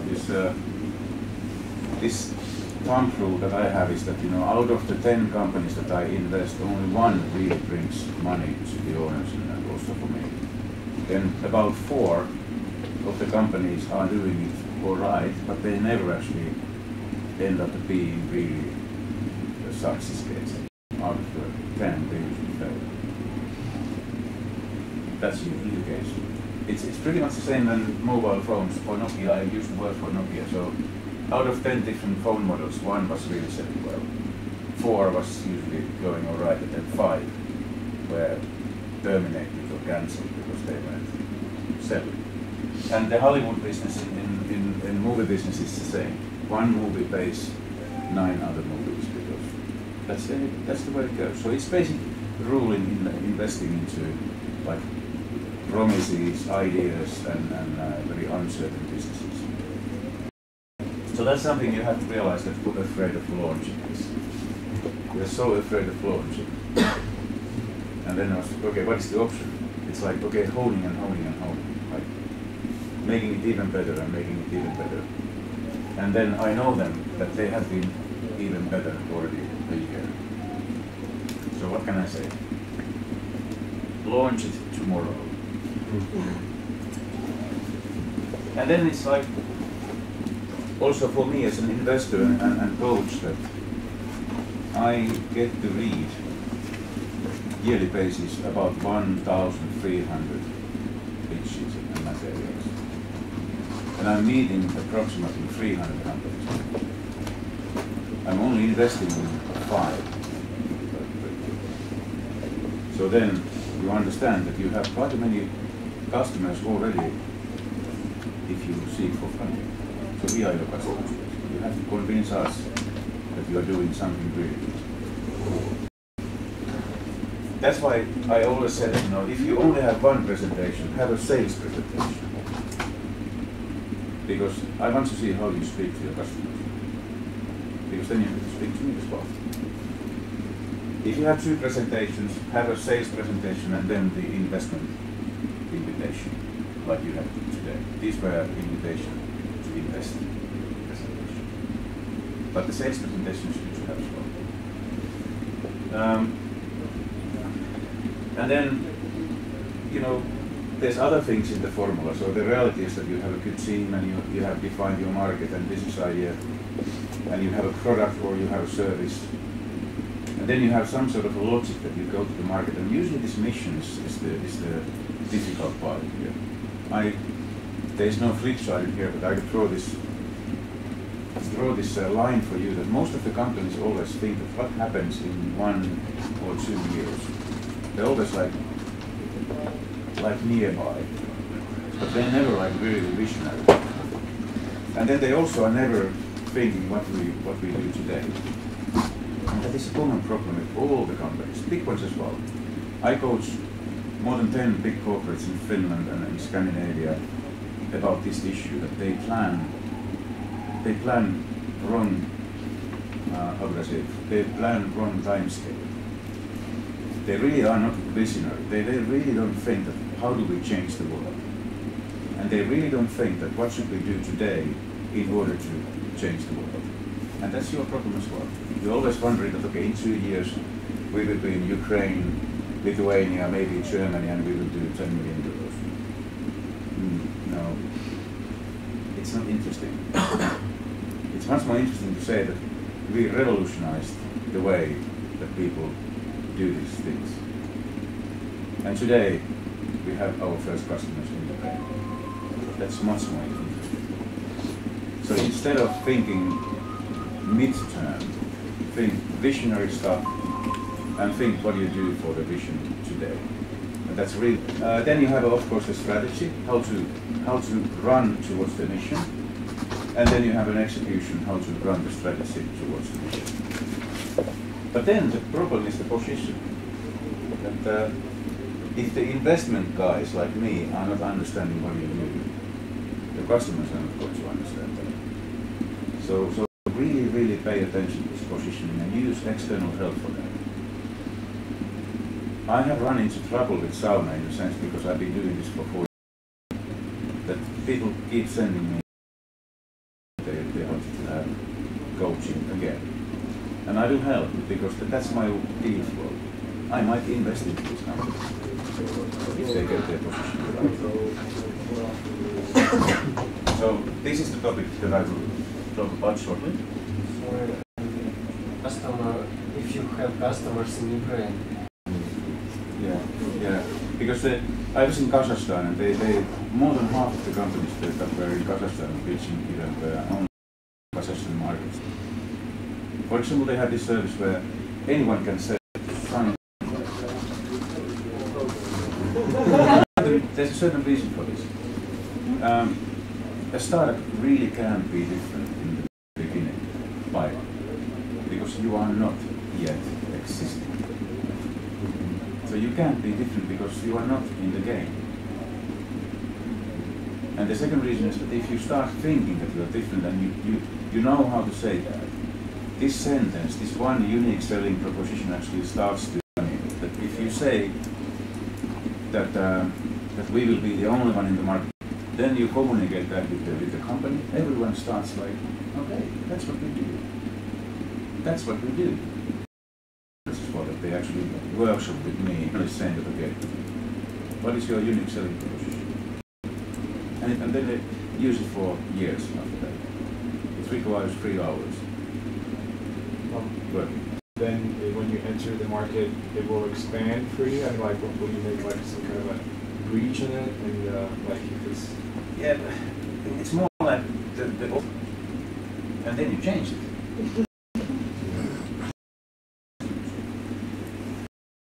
This is the #1 flaw with startups. They stay in the room too long. They don't open the door and they don't go and test it. And this is my separate topic. I usually have lectures about this as well, that how the customer validation should happen. When you think to customer early enough, in this stage, if you really discuss with your customers, and we do it differently. Well, then you have. I have this example of one of our companies called Happy or Not, and there's only 4 phases, like really happy, quite happy, quite unsatisfied, and then really satisfied. Nothing else than 4 buttons. So phrases like that. And because it has a battery and GPRS stuff, everything, it's expensive. And they started validating with customers, and they also validated with our company, Pivot 5, and we said, well, no, give it for free. Just take it over there. And get funded, because you have to manufacture so much of those before you get any revenue. And that's what I don't know any corporate leader that wouldn't like to know how people are pressing those buttons. So it's fairly easy to say. You just take it over there, and then after weeks you tell them what you like to know. If you answer no, I wouldn't like to know, then that's interesting. But usually they say, okay, of course I would like to know. And then Giganti, for example, which is the biggest working on that day, they check what was the better. So they combine this data with this button pressing. And they have got really nice results. They start mixing the teams differently in validation. Then, this is also a flaw that you have. Today it was better, but I have to say that in Minsk we had some difficulties in this. Companies didn't know, or they didn't want to tell about their competition. You have to really know about it. You have to be really brutally honest with it. You are not going to succeed. If you know the competition, you can position yourself much better. So make those grids. I usually say that put a big, like, cross to the wall and place your competitors over there and constantly, weekly basis, check what they are doing. And then place yours into an area that doesn't have too much competition. And then you have a position. But you have to do it like all the time. If you forget it for half a year, these big ones that are billion-dollar companies, they might take totally your feet away. And you were surprised, oh fuck. Yeah. So you have to really like constantly do that. And for investors, be brutally honest. It's good that you have competition because that's like there's a market. If you're really having something that doesn't have any competition, then you are like a bit of a bird. But why? Yeah, it sounds too good. And if somebody sounds too good, we are suspicious about it. Then rule number 4, identify the true differentiators. It necessarily is not a technical feature. It necessarily is not, for example, market area or pricing scheme. But business models usually are. Business models can be a differentiator, like these happy devices charging for the data. It's so easy to accept that little device in your shop because you don't have to. And if you stop paying for the data, happy enough guys come and take the device away. Simple. Make this Friday afternoon pizza and beer with the customers as often as possible. Because they also like to do that. They feel somehow like being in a closed circle of experts because they're helping. So get them a lot.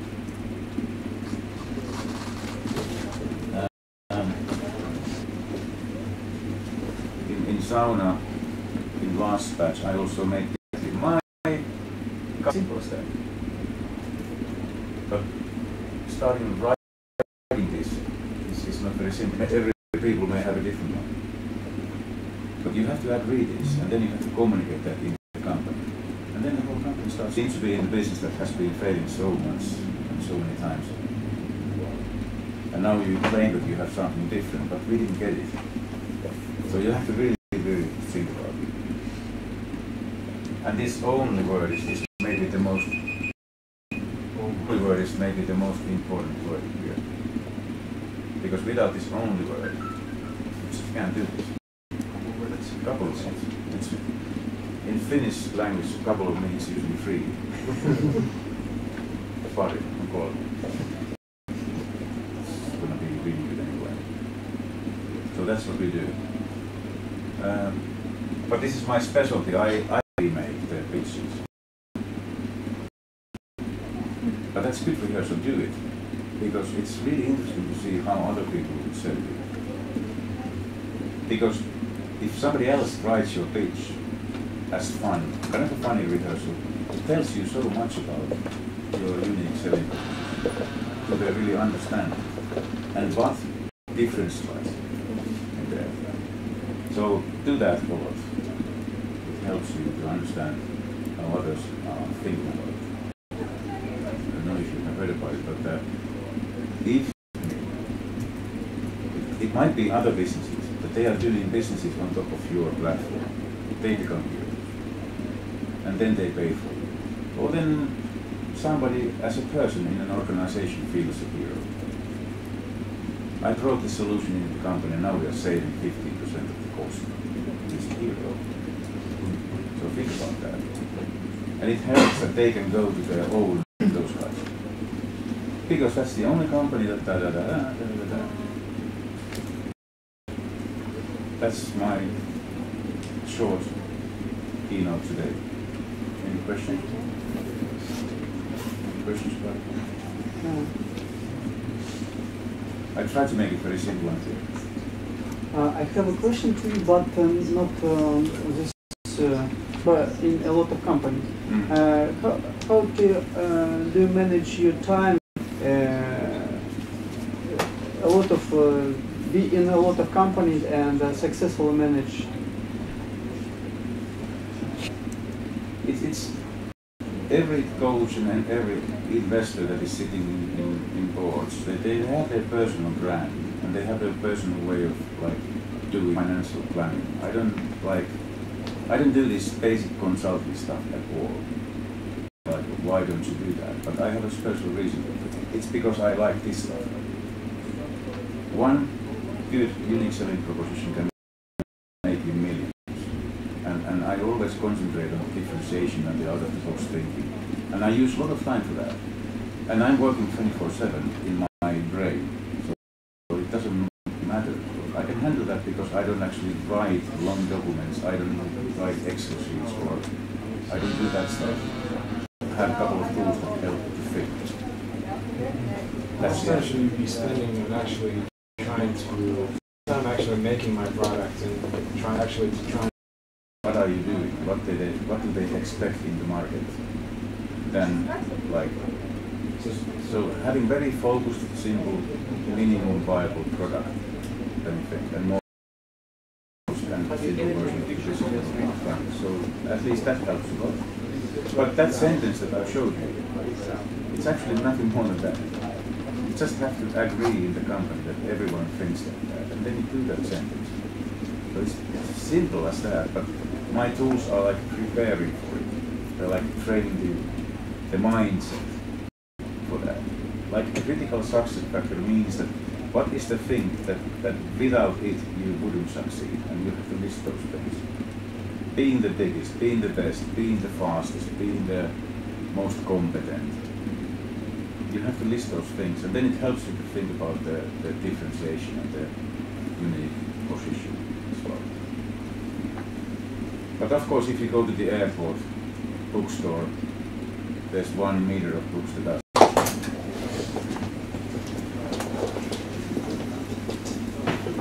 All right.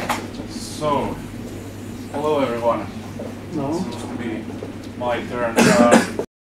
So I was some time talking about how to talk to VCs or maybe investors in general. And it would be, I'd like if you participate in the discussion, that I think will make it more valuable. So now you've all done your pitches, and that's of course different stages. First, how do you get into contact with one? And second, what happens after that, the first meeting and so on. At some point maybe you move to the negotiating, if you ever get an offer. And then also, if you are lucky enough to get an investment, after that you still have to communicate, of course, with your investors. There are some investors telling me that they only hear from their startups when the startups raise new funding. So you make the investment round, and then it's like a year and they don't hear nothing from the companies, and then one day they call, okay, hi, we need more money. That's maybe not the best thing to do, so it's important to communicate. What other ways can you think of? How would you try to get in contact with an investor? Mail. Mail? So Facebook, personal. Sure, yes. Mail, Facebook. Any other ideas? Strategies? References? Yeah. Okay, all of those are right answers, because as an investor you see quite a lot of pitches and listings of startups, and you get a lot of business plans. So for example, last year I think we probably saw something like in our company maybe 8 stand out in some way, and it can be very difficult because it takes a lot of time to go through a deal flow. So if you get a reference, if you manage to find in your network someone who knows the investor you want to be in touch with, that's probably the best way to do it. So I can really recommend that. Try to get a reference or see if who you know in common. Investors do respond to emails, of course. It can take a bit longer, just for the fact that there is so much deal flow usually coming and emails coming in. Succeed in getting a meeting with an investor, and you go there for the first time. What the first meeting with an investor? What would you focus on? What would you say? What are your expectations? Any ideas?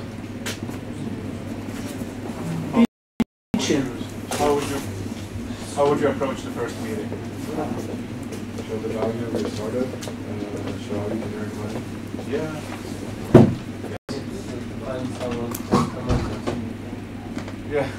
Yeah, that's you. Yeah, of course. I mean, you maybe did that already if you got a reference, but at some level you do a pitch. It might not be that you or not. So, for example, when we meet with startups the first time, we like to talk with the entrepreneurs and kind of okay, so what's your background? What did you do? What are your hobbies? And try to get to understand the people a bit more. So I think you should prepare for a conversation more, or also not just pitching, but like a conversation.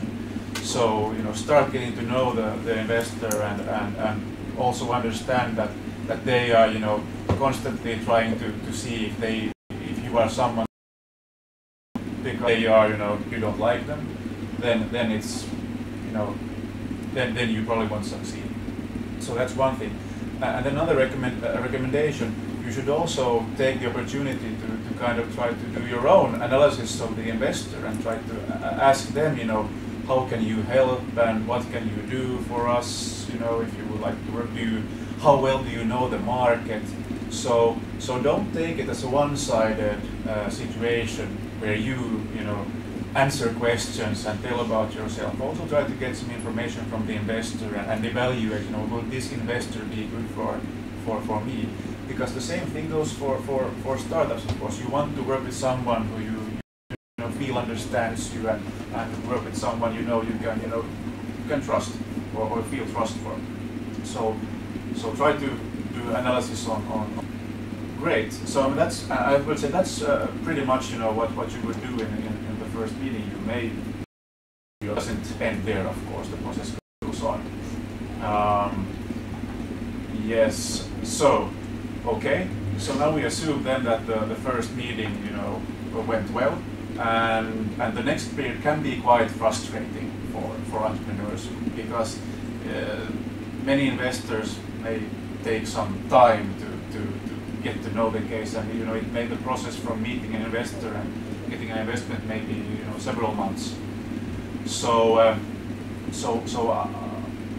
what would you do to kind of minimize your pain of having to wait to get an answer, yes or no? Any ideas? What would you do after the first? Two very good points here. You talk to other investors. Yeah, that's of course good. I mean, you should also put the investor to competition. So you have more options. And feels it's a bad thing. If the good startups owners, of course, want to maximize the rate of success. Basically, the main point I had regarding this stage is keep the investor updated on what you are doing, what's happening. You would probably at that stage already have said something to the investor about what you are an investor. Okay, we are moving forward. We are meeting our set that we will do. One thing and an important criteria when we look at, like you talk about, see that things progress. That doesn't necessarily mean that it's new growth or you get more users. It can be something else. Just you want to see that things are moving forward.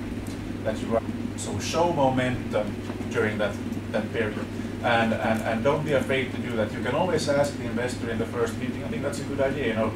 Hey, can we send you updates every once in a while?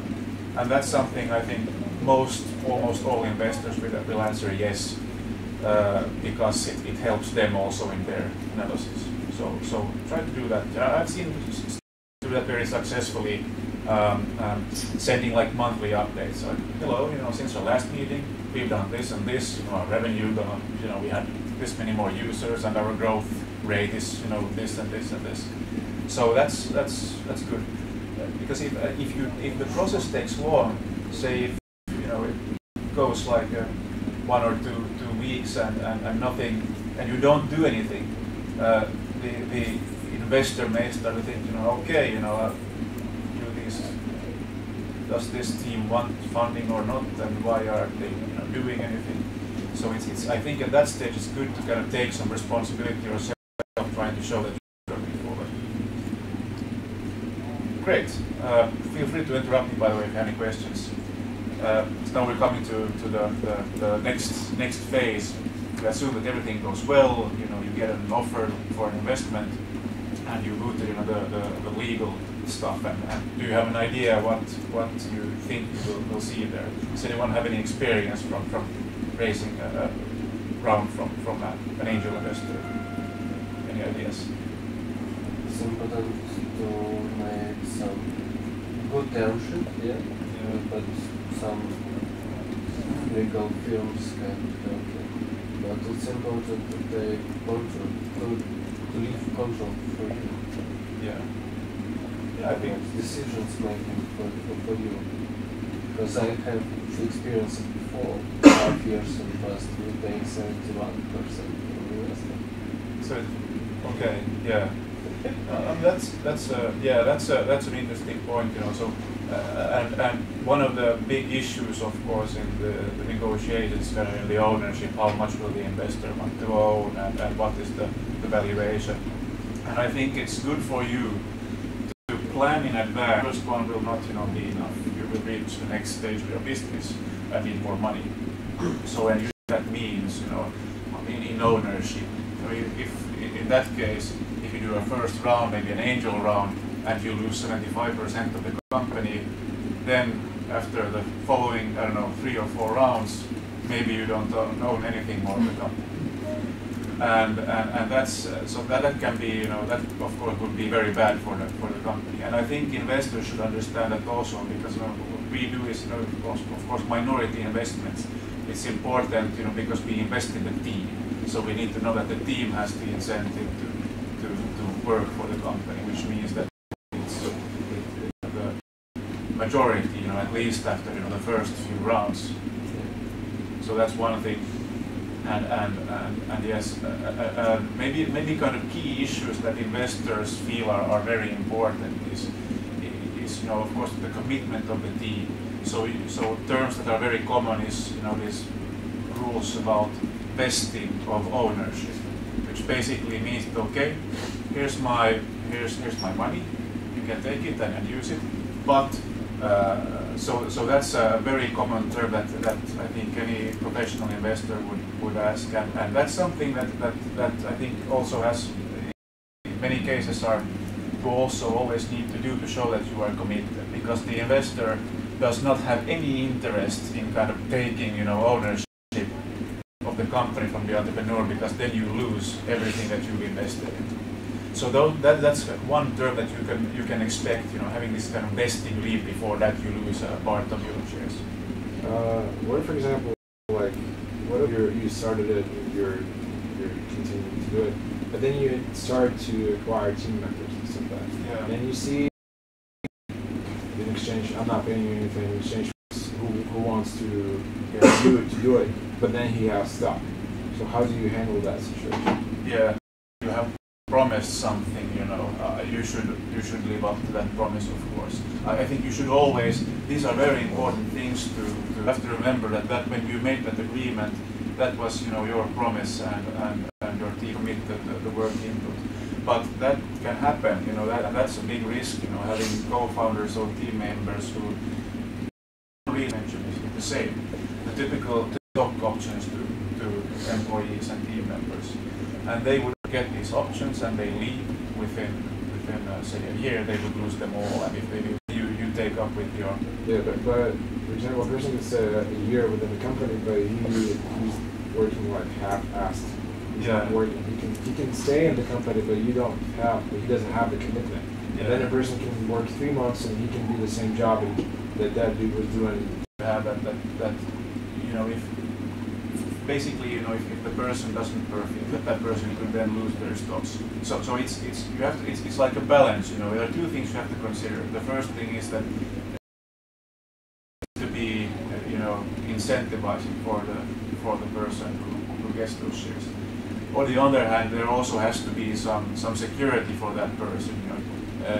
They should be allowed to keep part of it, because if you work 4 years and then suddenly you lose everything, that's not fair. So it's all about balance, and it's not something that you can't find a solution and say this is absolutely the best model. It should be a company for this long, and the vesting period should be this long. It's always about finding a balance, and it's never perfect, but you agree on something invest, we try to set up this kind of option program at the same time because it's easy to do it in management investment. Okay, so that was the third phase. Everything went well. You had an investment. Next time you need money, they will help you and so on. We'll send some reports. Yes. What are the reports? How much sales do we have, and then you go available for the entrepreneurs and helping with what they need, so reductions and doing maybe workshops or of course there will be situations when there's really difficult, and you're not succeeding in selling anything and investors for kind of moral support and helping to find a way forward, because that's what you I guess use very often. So that's I think how you should use investors. And also, keep them updated. You will have, maybe if you have usually if you raise more financing, you should be able to get in new investors in the next round. Because that will, provide an indication that, okay, the current stage. So because if you end up really have different incentives and it may not be like a milestone in that respect for you. So be new investors during that time and try to always have the next stage investors involved. So and in good time before start raising your next financing, at least like half a year, before you need the cash. Because you don't want to end up in a situation where you are really short on cash and the discussions are moving forward. So keep them updated, keep them interested, and try to meet with investors also when you are not actively raising money, so that they product and startup and what's going on. Not interested in future development. Yeah, I mean that's a really challenging situation, and it's something that's really that happens because it's hard to run a startup. So those are situations where you need to have support. Bearing all that burden on by yourself can be very heavy. Thank you very much. I hope this was some.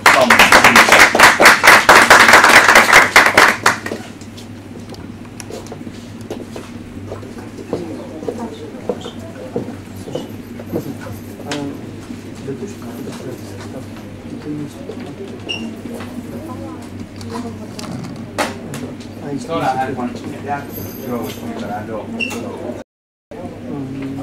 you have few dots. You have few dot size. Yeah, smaller screen. Yeah, I mean, company's point of view. But it can say it's let's call it a bones. I thought I had the adapter. I should have. I probably lost it. Right, so I mean, storytelling. What's that to you in general? What does that mean to you? Yeah. Good. So, there's a logical history about the whole company. I don't know if somebody else remembers that. There was something. Somebody admits everything, and that's a good book that you can write. But yeah, I mean, that's the thing. I mean, when you talk about storytelling, one, crystallize all the like value proposition. For example, you talking with Dorsti already? Yeah. Yeah. Yeah, very good. So you got that. So let's call that one. It may even include the part two, like it might not be there, because that gives the one. How you're different, why you're different, why somebody should give a shit. You package it well, you can use it. I mean, events like this, pitching through investors, coaches, you have to have everything, all these three things pretty clear when you're selling it to your customers, when you talk to journalists. So you can, very simple things you can use depending on what's the occasion or what's the event. It can be like short, remember, short? Or a bit longer, or very long. I mean, we have, there are pitches, it's like elevator pitch, 30 seconds. There's a reason it's short. Pitches like today, 3 minutes. Then there's a longer version, if it was some sort of pitching company. And then you get a chance to talk to the jury members. And it's the same thing applies with investors. First, I mean, don't try to overwhelm them. Have the 3 things in very crisp, short, clear manner. Tell that. You're buying time and an opportunity to talk to them later. It's not about, you have to tell them everything right now. I don't have time, I have that, you're lost. You lost, I can't remember. Some slides were good. I mean, try to visualize. You know, have great visuals and play with topography, make it look good and tell the story as short as possible. And buy the time for our next meeting, the 10-minute pitch. But you can't like force them everything again either. It's like then you have 10 minutes. Then maybe opportunity, maybe they'll call you back and hey, do you have any numbers? You have done your balance sheet possibly, and how's the cap table look? Then you're discussing 62 slides, and then I have some more here. That's why these 3 things that now the screen is already dead. I can show that. It's like what, whom, why, we're different. I mean, how many times did you hear the basically why, how you're different, why you're different, differentiate, what's different from you to theirs? How many times you heard those questions? I guess every single time after pitch. Yeah. There's a reason. It's not clear, or you don't know. And why is it's not an easy answer to why, but it pays off to really try to do that reason why. That's basically storytelling in short. That's sweet and crispy. Let's move into, I mean, I guess you have some answers. Now there's plenty of time for that.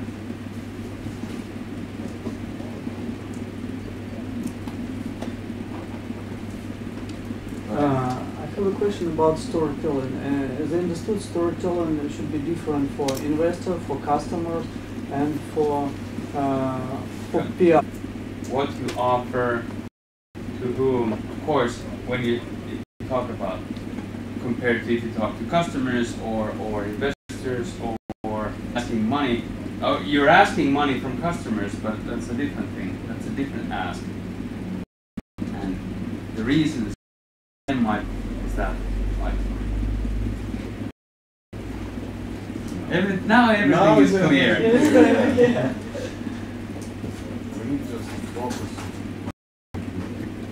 What is it that you offer? It's a good example. Somebody's meeting you, listening to your pitch for the first time, and they do. Customer part is fairly easy in a way. Again, I can't. For example, in your case, I have no. They're seen as specialists also in some key thing. And you can't have like, well, he's a specialist. He's known to be a specialist. He's a manufacturer airplanes. I mean, you can't do that. Then there are like holding companies. For example, Unilever owns hundreds of milk as Unilever. I mean, ever since they got listed in a good time, internet was new. It doesn't work. Was it really? Part of the whole thing. I mean, Google is nowadays also pretty, like, it's all over the place. Of course, the whole core is in search, but from cars to whatnot, they have everything nowadays. Maybe that's why they. Couple of minutes. Couple of minutes. Still time for questions.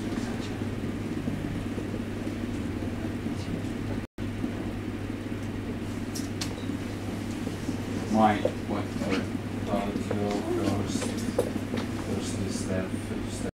Well, I'll tell you a story why I'm branding for 12 years, working with big companies, and it was nice. Why do you go and buy for like expert advice if you think you know everything?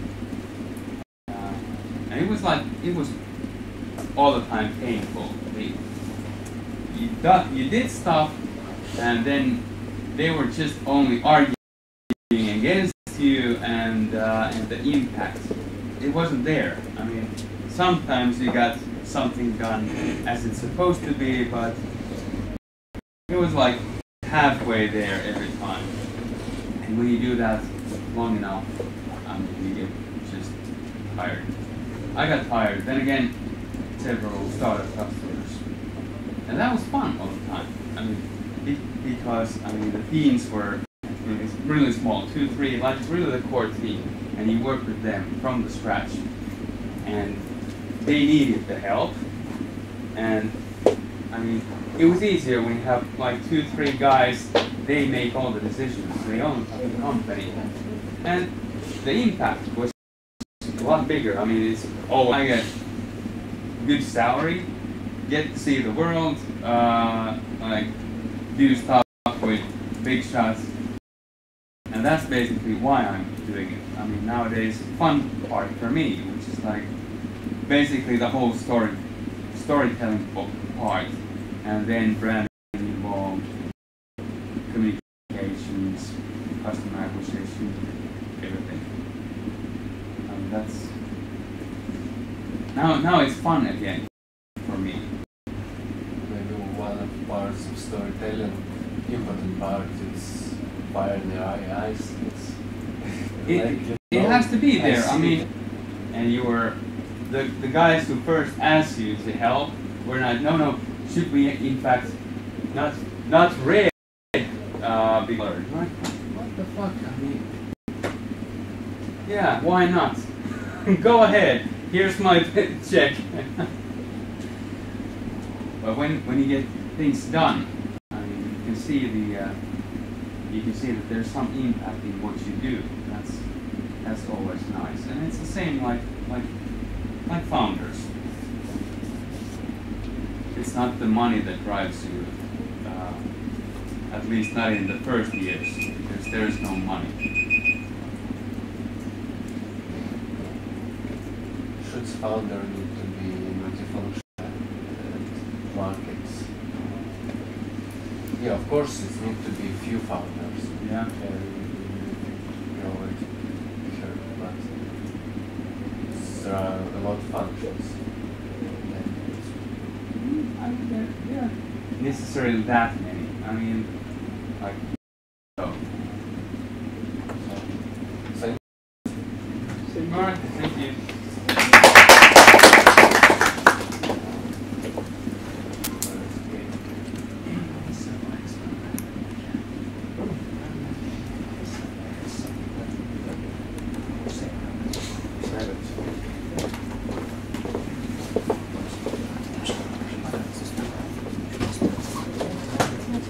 Слушай, the next one in.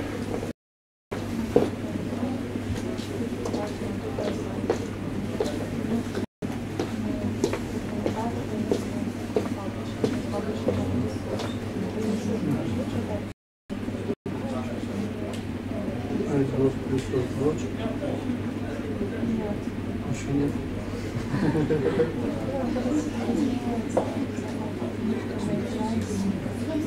Видите, фракция, ну, по сути, в статье встроена даже не виджетами, а как бы текстом.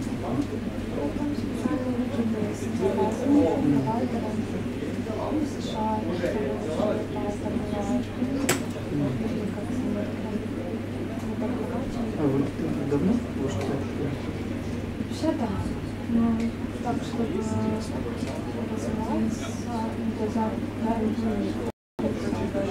Динамично.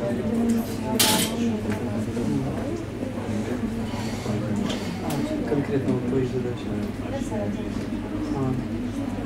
Интересно. Как у тебя процесс вообще сложился?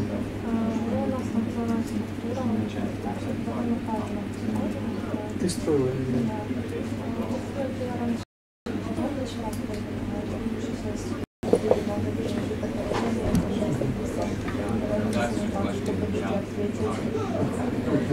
Куда крылись? Спам же тоже.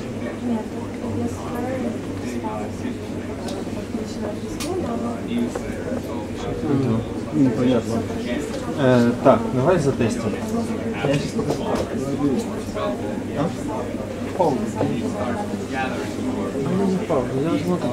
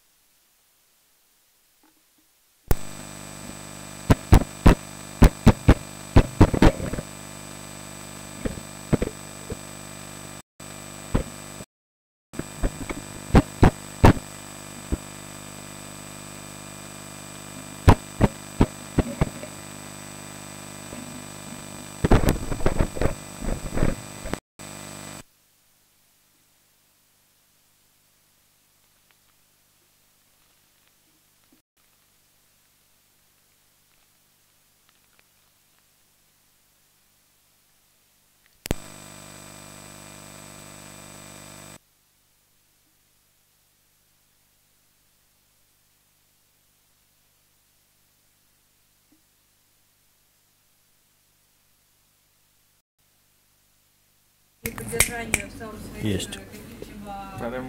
либо оценка стартапа перед тем, как вы пойдете говорить совместно. Что вам интереснее, возможно, у вас какие-то есть вопросы, потому что оценка проектов я занимаюсь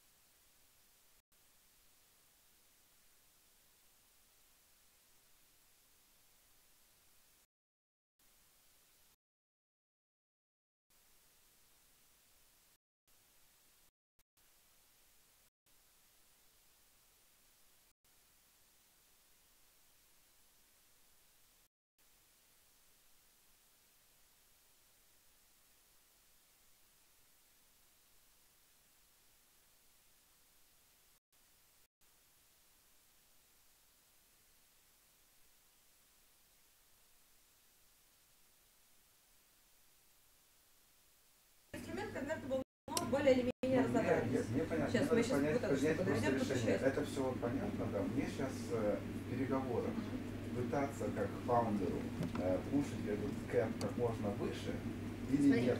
в чем дело? В том, что, во-первых, есть какой-то лимит, до которого инвестор может соглашаться. Вот, то есть, если там до максимального инвесторского согласия мы это допушили, потом происходит тот момент, когда мы говорили, есть такая штука, называется maturity. Если раунд происходит, там, maturity date поставили, обычно ставится 2 года, очень редко ставится год. Если юридическая фирма или ошиблась, или редко год, редко 1,5, так берут побольше. И вот у нас есть вот этот срок 2 года, в котором мы ожидаем, что произойдет раунд, где-то на вот этом расстоянии.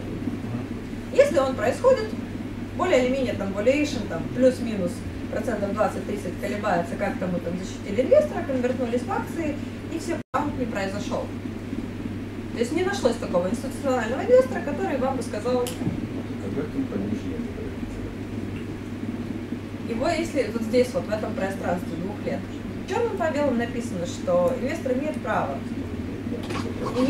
да, выбрать, решить, во что. Да, но он имеет полное право делать конвертацию. То есть до maturity он не имеет права требовать конвертацию. Единственное событие, при котором он требует конвертацию, всегда это раунд. Если раунд в эти 2 года не происходит, после этих 2 лет он может потребовать или конвертнуться в деньги,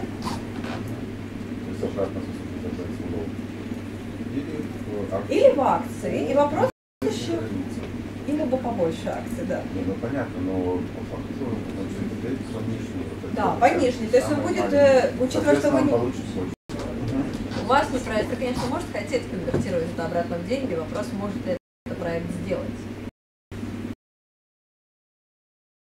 Скорее, они стараются не работать с convertible note по той простой причине, что нет ликвидационной стоимости. Да, с йилдом вместе. То есть есть базовый для рынка, то есть в Украине это, грубо говоря, все равно сейчас там каких-то долларов, что они дисконтируются там 25%, как минимум. То есть вам как минимум намотает за 2 года еще по 1,25. Окей, спасибо, это такой частный случай. Нет, convertible note очень сейчас такой инструмент, который рекламируется хорошо, просто его нужно хорошо читать. То есть, как бы... Теперь расскажите, пожалуйста, про оценку. Оценки очень простая логика.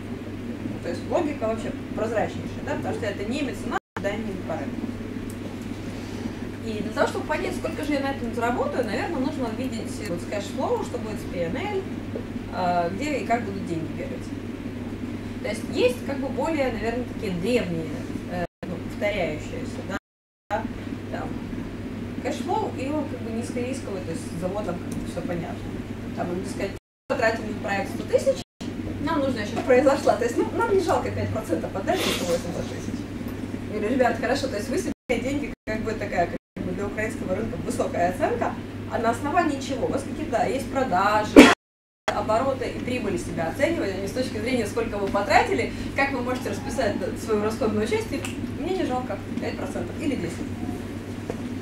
То есть логика со стороны инвестора, а не со стороны того, как вы считаете, от того, сколько вы себя, да, то есть сколько вы сгенерите.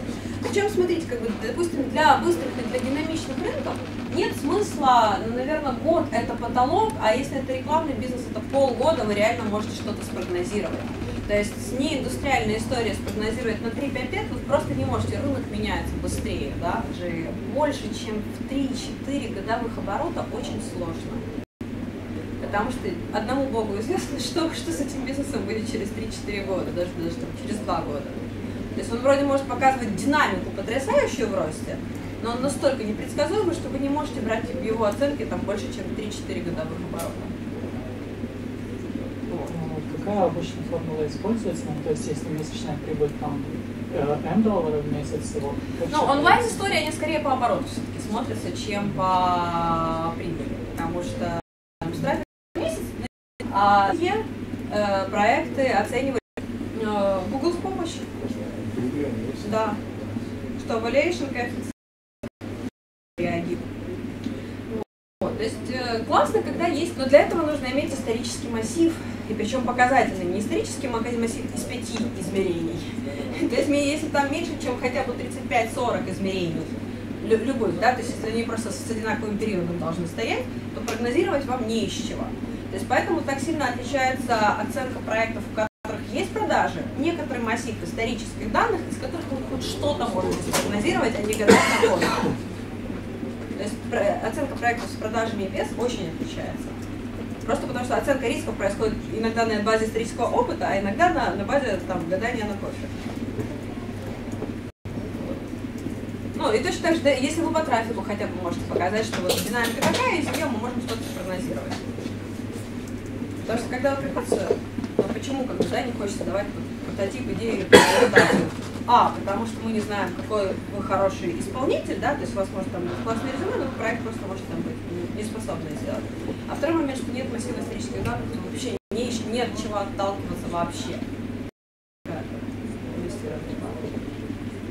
Некоторый X, который либо вы погуглили, нашли в интернете, либо сходили к друзьям-аналитикам, они вам этот X выдали, либо вы субъективно с кем-то его вместе тоже сделали. Либо вы пытаетесь нарисовать PNL, что там сегодня я... И вот, в принципе, ну, и годовую ставку, любую ставку ее можно свести там к тому, сколько она за день наматывает, или за неделю. Это как я. Можно сходить в Deloitte, к Ване Кищатому, который это рисует, в принципе, каждый день на работе. У них есть хорошая инициатива, когда ну, и варшавский офис Deloitte хорошо развивает стартап-практику. То есть кому-то, кто... Но Deloitte, насколько я знаю, если они видят... Забухло. План, но веду еще много своих проектов, у меня там есть еще стартап-уикенд и инкубатор сделать. Сейчас у нас есть прекрасная еще информационная программа. Ну, да, инкубатор. То есть мы собрали, наверное, 40 с лишним мощнейших экспертов и очень сильных менторов, с которыми я тут резидентов. Учитывая, что рынок открытых данных, да, в Украине только появляется мощный то часть проектов это все-таки открытые данные, и мы им очень помогаем получать те данные, которые они скоро будем сглашивать. Мы даем возрастное пространство, мы даем ментора, мы делаем инвестора. Учитывая, если там проект не монетизируется, но у него есть большое социальное влияние, да, у нас таких тоже несколько есть резидентов. Мы объясняем, как правильно работать с грантодателями, потому что, ну, точно так же, как к инвесторской встрече нужно готовиться к встрече, там, не знаю, питч к общению с донорами.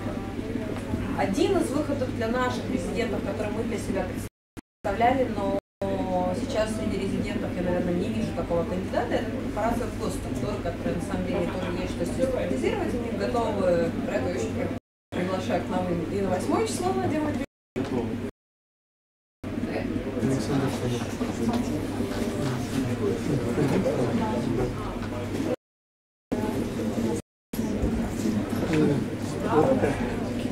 Вот такая специфичная голова. Не включим всего. Да. Вот так. Алекс.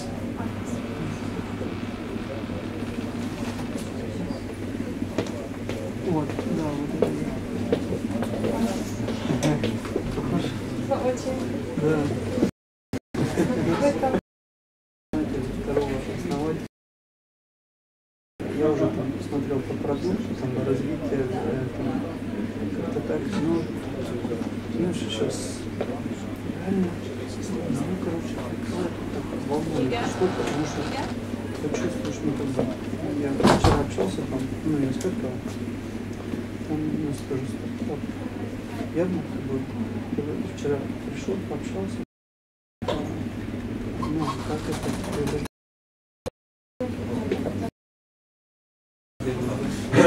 вот это. И такой процесс, что ты постоянно должен брать, либо пока ты не хочешь, либо пока компания не займется, либо на IPO. Но на IPO выходить, ну, это Google, ну, гигант реально, да? Всем привет! Извините, пожалуйста, что я заставила вас ждать. Ну, то есть,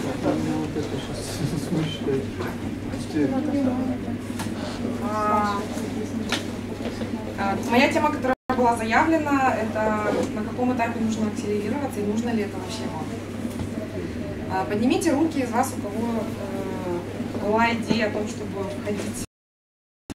Сауна, наполняющаяся. Вы, как основатели своих собственных компаний, всегда думаете о том, что это, какой будет contribution мне, какой будет бенефит от того, что я, например, пройду или не пройду акселерационную программу.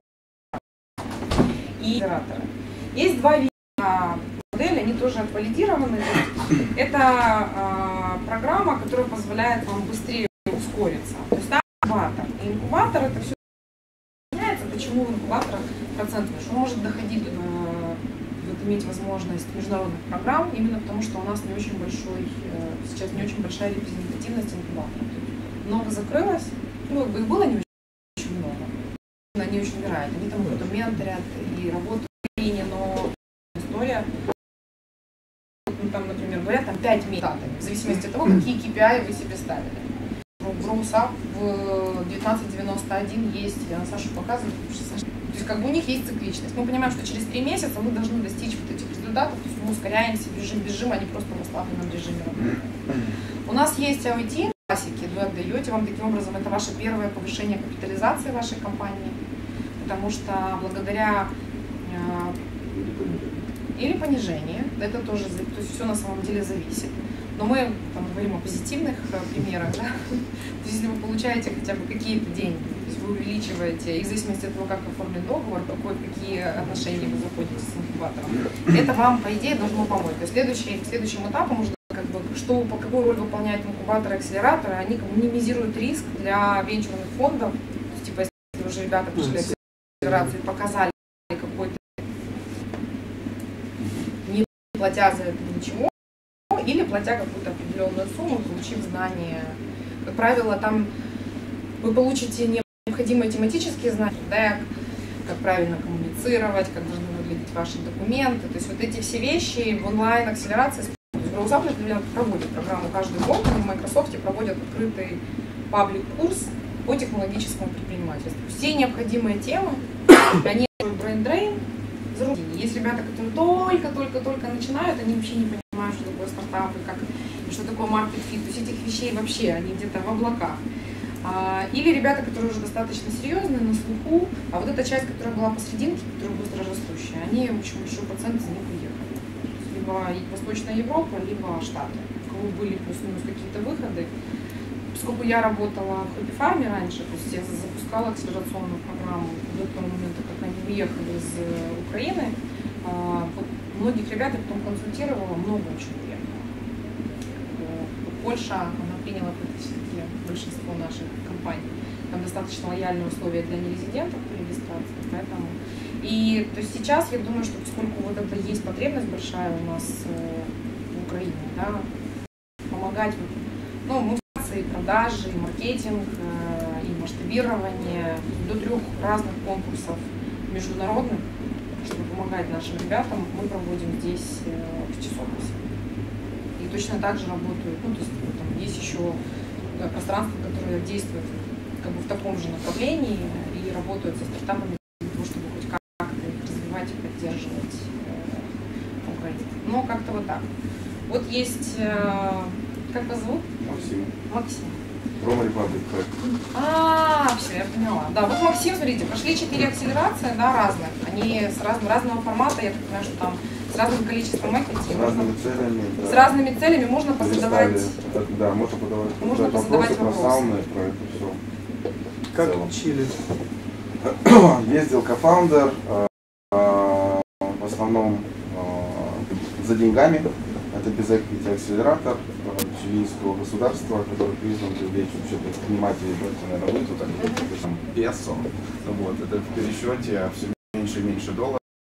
По-моему, года нужно летать туда-сюда, но дороговато. И нужно обучать чилийцев. Чили страна тонкая, длинная. Чем дальше от Сантьяго, тем больше баллов дают за одно обучение местных жителей. Предпринимательству. Да, то есть социализировали сервис, разобрались, как там, несмотря на то, что Бразилия это не Чили, это все-таки ближе. Плюс деньги. Они были очень тогда нужны. И они были, они equity не берут, но нужно, там есть условия, нужно зарегистрировать компанию в Чили.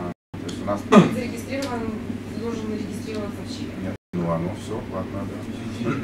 Ну, в смысле, она оплачивается из-за Мы вообще вечером под пивом подали заявку и забыли. Мы снимали видео, но это в онлайне она есть. Типа, ребята, давайте в Чили. Мы смеялись очень долго. Вот. А потом мы посчитали бюджет и перестали смеяться уже, и как бы начали думать, как это все в голове уложить. Хорошо. Теперь по Чили, вот на полгода нужно? Да, по-моему, даже больше. Ну, как бы да, не длительно. Ну, там они делают это специально. Сейчас и акселерация. Ну, вот, ребят, вот здесь вот я хочу как бы тоже вам сразу сказать. Это есть отдельное такое понятие в стартап-индустрии, которое называется стартап-туризм. Да, да, да. И вы должны четко осознавать, вы за туризм или вы за бизнес. То есть если вы за туризм, то тогда не тешьте себя иллюзиями и не придумывайте, что мы решаем какую-то проблему, мы путешествуем. Да, и вот здесь должно быть четкое разделение. Об этих вещах, я считаю, нужно говорить открыто, потому что, ну, инвесторы серьезные хотят работать с теми, которые про бизнес. А те, которые... Они просто хорошо пичат. Они умные, и они подаются есть, так не живут. С этого прекрасно. Но особо не делают больше. Понятно. Понятно. То есть они выдирают из бизнеса, она капец какая интенсивная, но. То есть там тобой всегда светло, белые ночи. Вот. И это сейчас вот этот кому-то одному. Яков есть человек, вот его фонда. И, ну, естественно, часть едет в Штаты, а в Штатах круто, там очень круто.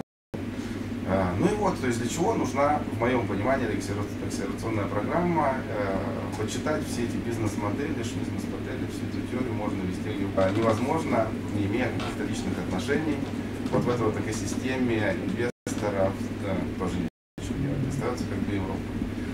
Можно ехать там в Берлин, но там большая конкуренция. Есть там маленькие, такие микро. Первая наша была это Эстония, это очень маленькая страна. Это левый берег, все население, левый берег Киева.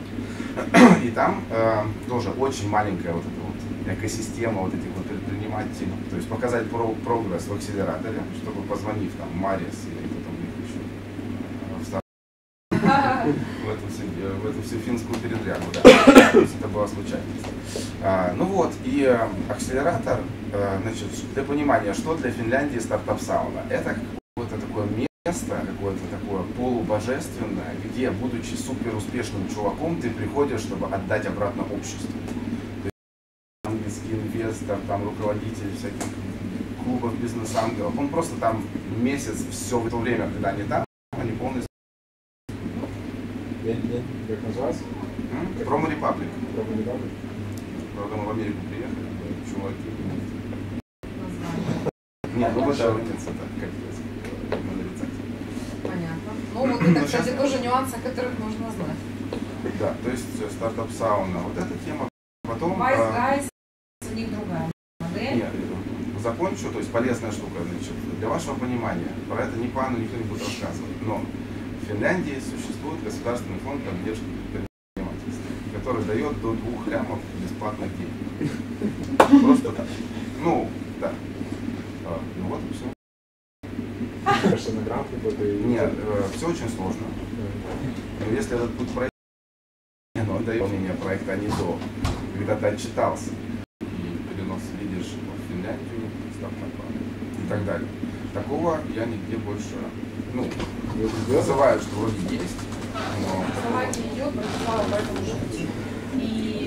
Я считаю это круто, потому что, по сути, деньги возвращаются в экономику, плюс они подаешь заявку, это конвертируют в грант. Все они очень, вообще красавчики. Очень Ну, как эта программа называется? Tekes.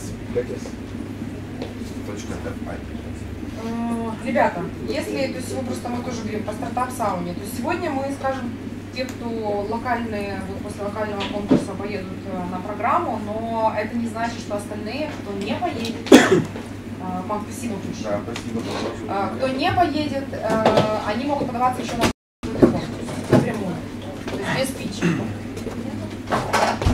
Это сначала не очевидно.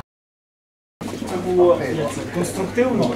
Якщо комусь цікаво по його презентації конкретно, що я записав, поки ви виступали, то я з радістю. Тому що в мене основна мета це не має значення, це не виправдання. Це навпаки дуже погано, що ви привели цих людей з України. Все. Повністю согласен. Туди нормальний трафік, чи там попрацювати з чимось іншим. Якщо заморочились, окей, покажіть тих. Ну просто розумієте, якщо людина приходить з Укрнетом по новині вашій на ваш сайт і більше не дивиться жодної сторінки, а скоріше десь так і є, то який сенс її вести? Ви медіа, ви продаєте новини? Нам это не интересно. Мы для этого много чего делаем, чтобы его заставить пойти дальше по другим дирекциям. Я розумію. Мені просто здається, що це там інформація. Є презентація фонова, це того, що вирішують основні моменти, про які ви говорите. Якщо це презентація для пересилання, тоді да, вона могла бути абсолютно така. Тому що людина її отримує і в неї немає ніякого супроводного ні вашого голосу, нічого-небудь. В випадку краще все-таки працює Executive Summary. Executive Summary – це односторінковий. Хочу з вами зустрітися. Ну, якщо ми говоримо про бізнес-плани і нічого не працює, нікому не треба питання, це насправді відволікало. І краще там її переробити. Я сумніваюся, що кількість просто відвідує. Ми зараз не проводимо не те, щоб захищатися, просто до зворотній зору про презентації. І допомогти ручного року. Знаєте, шістяк комбайн. Які є показники. І як би от склалося враження, що ви будуєте такий от комбайн величезний і що проводиш? Він не всім підходить. Мені, наприклад, не підходить. Я більше відштовхуюсь від якогось місячного якогось планування. І то навіть це не історія про планування в моєму випадку, це історія про як це називається, про показник, на який орієнтуватися. Тобто я собі накидав в кожну з категорій, скільки я можу витрачати, який бюджет на кожну з категорій, і все. І реально простіше. Простіше буде тільки автоматично. Active users. Тому що для коінкіпера я такий. Ти більше, що вони мене кожного вечора пушать. Типу кажуть, чувак, ти сьогодні нічого не вніс. Ти нікуди не. В тому, що це виглядає як фічер. 5% людей хотіли би вести витрати, а веде всього 5%. Ну, реально, ще до якогось малесенького ринку, да, де людям треба кожен день розуміти.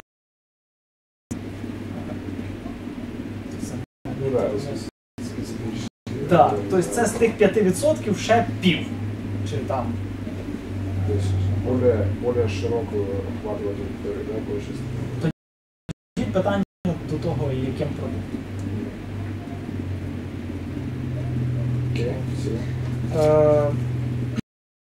Від 90% проєктів на ринку, в яких нема користувачів, які просто ходять і пічують, тому що вони думають, що їм хтось дасть гроші. У нас є користувачі, супер, тепер треба зрозуміти, які метрики по них показувати. Скільки з них кожен день відкривають?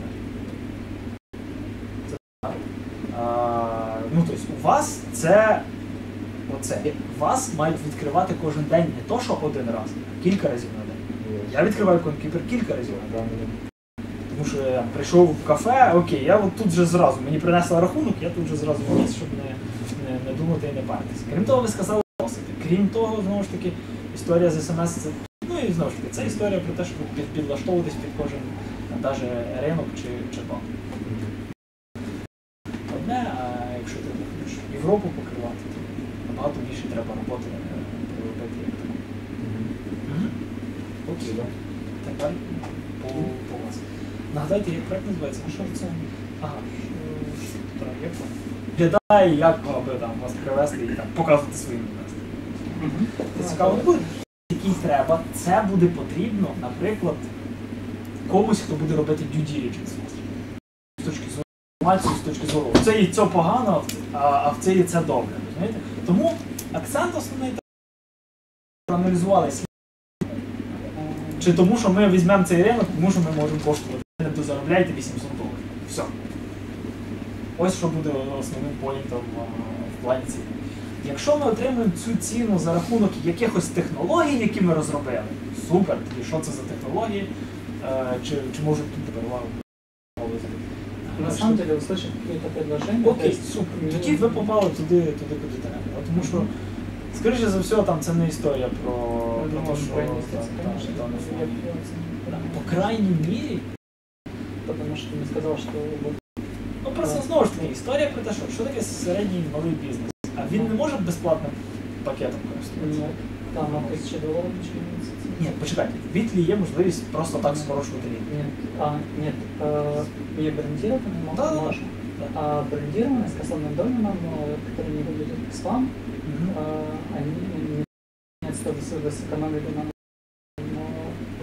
boom.geo, но с брендом Google. Разница в том, что вот я предоставляю людям брендом самой компании. То есть там не будет Google, там будет там. Абсолютно понятно. Дивіться. Тоді, що для вас це працює, для ваших кастомерів? Все. Вам не треба ці івенти.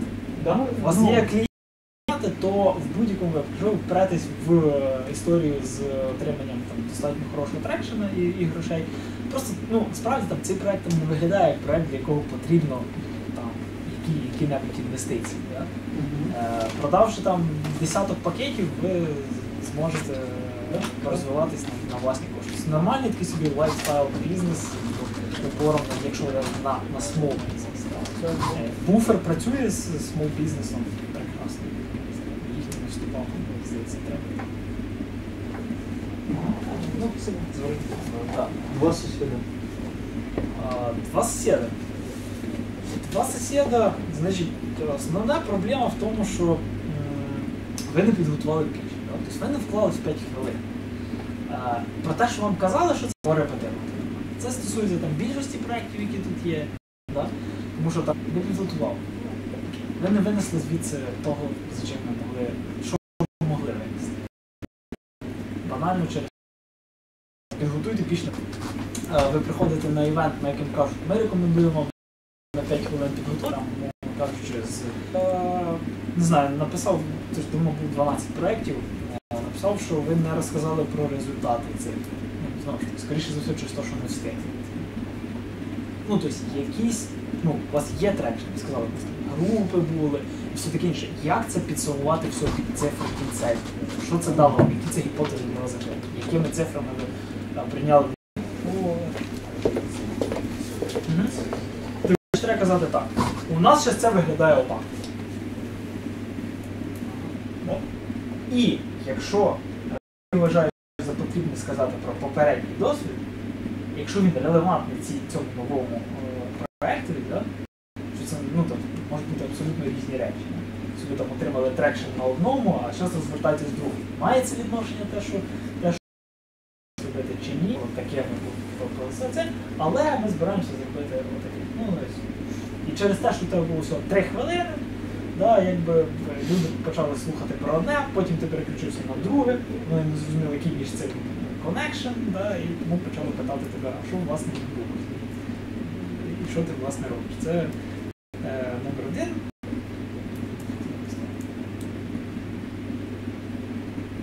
Окей. Ось ще є. Нема. Тоді супер. Якщо хтось хоче поговорити персонально, то давайте. Поки вони не прийдуть, то є час. Это тема, я так понял, за инвестиции. Не заканчивается. Это вообще самое главное, что может быть.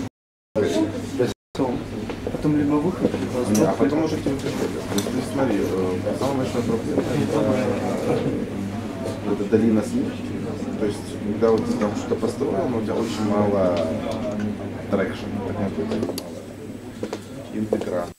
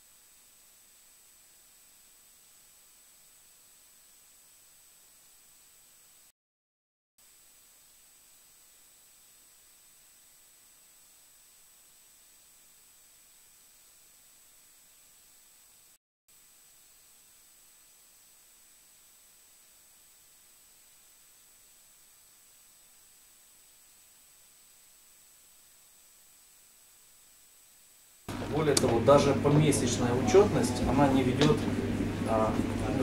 не изменит, что и как. Но вообще лучше всего, конечно, глобально это раз в год делать.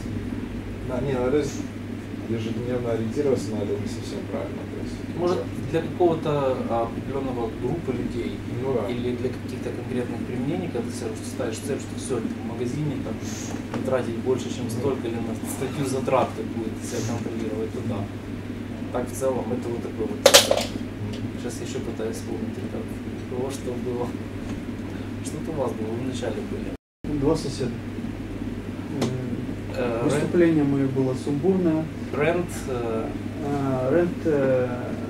roommates и rent with friend. Ну, вот, такая концепция совместной аренды жилья. И если, допустим, ты снимаешь квартиру, у тебя комната простаивает, то да. ты вспомнил.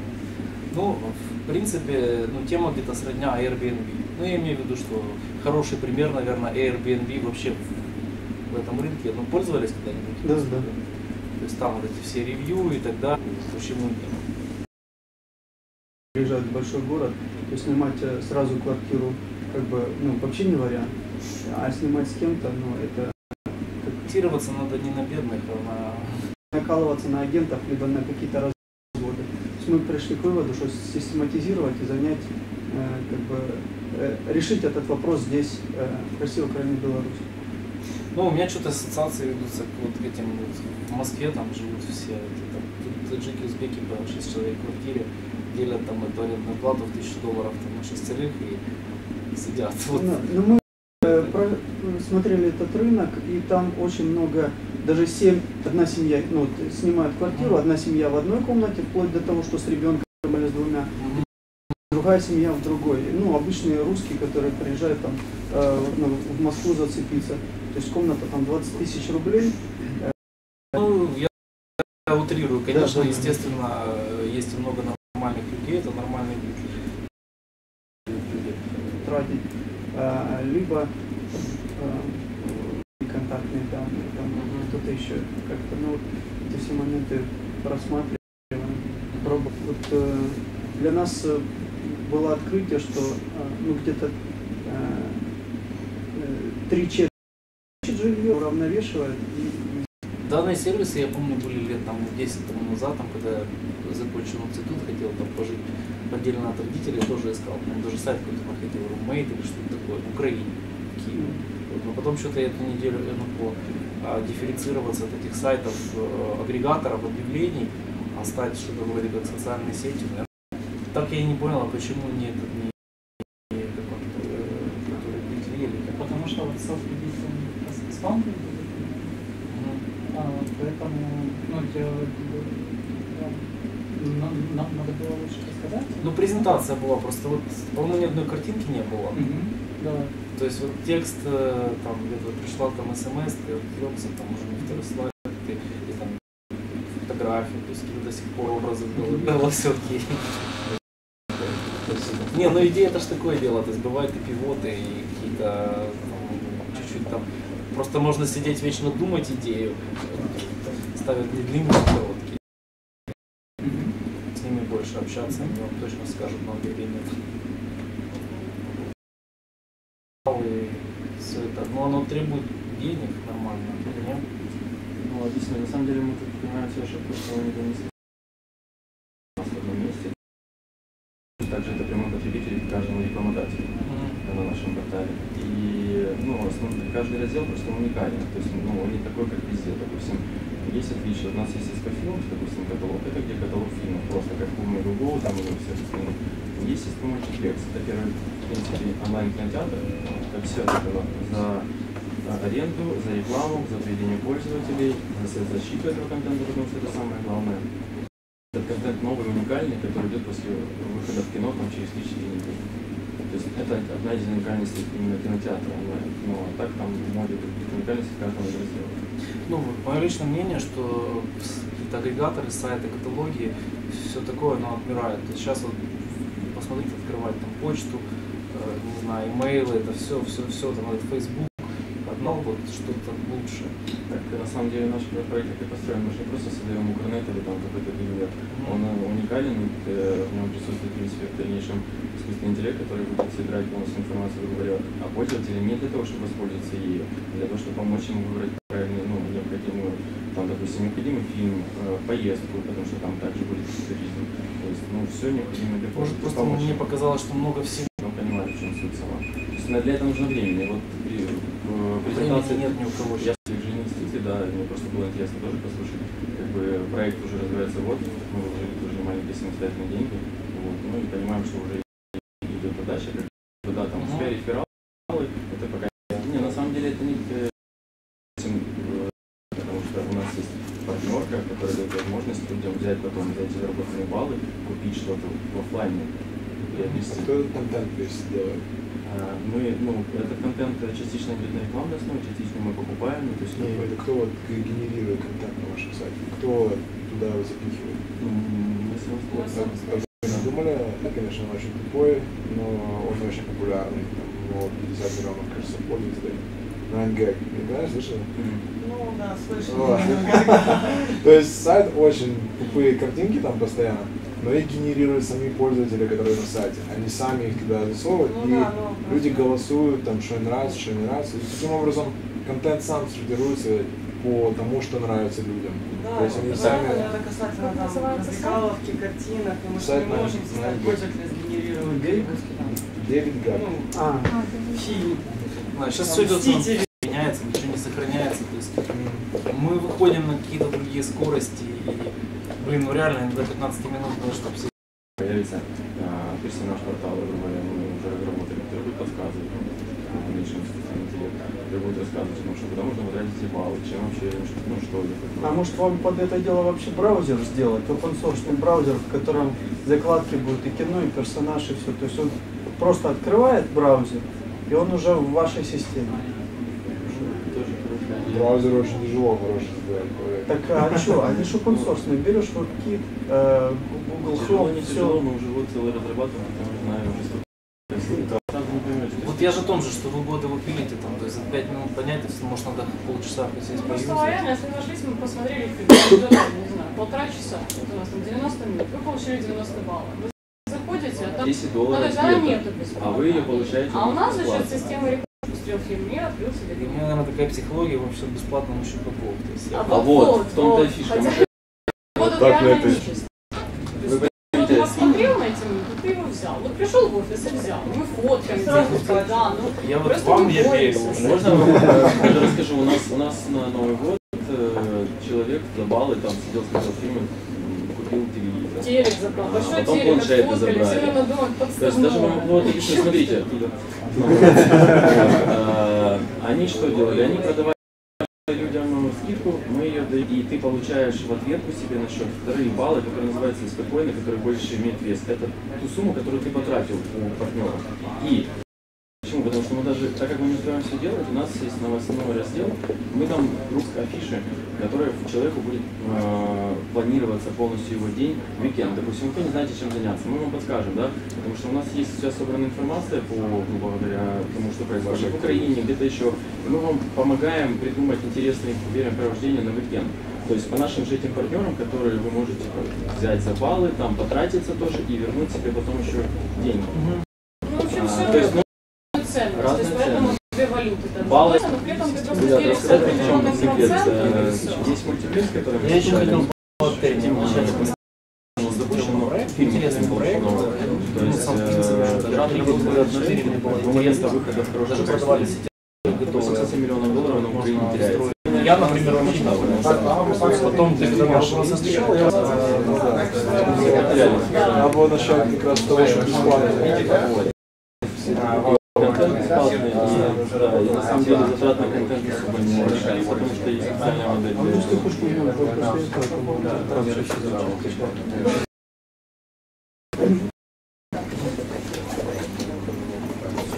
Удачи, да.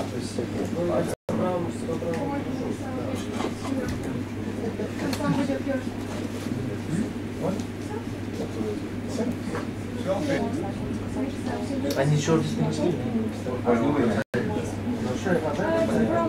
Не,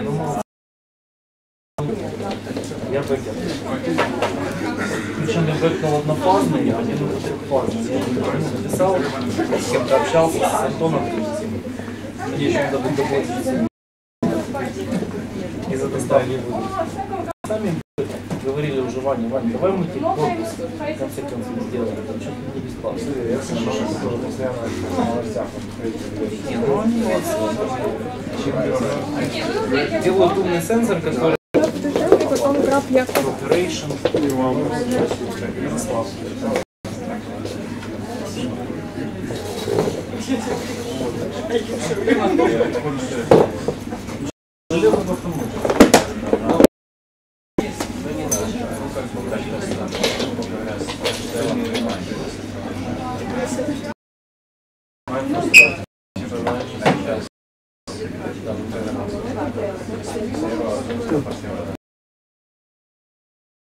The room behind to discuss the top performers for the day.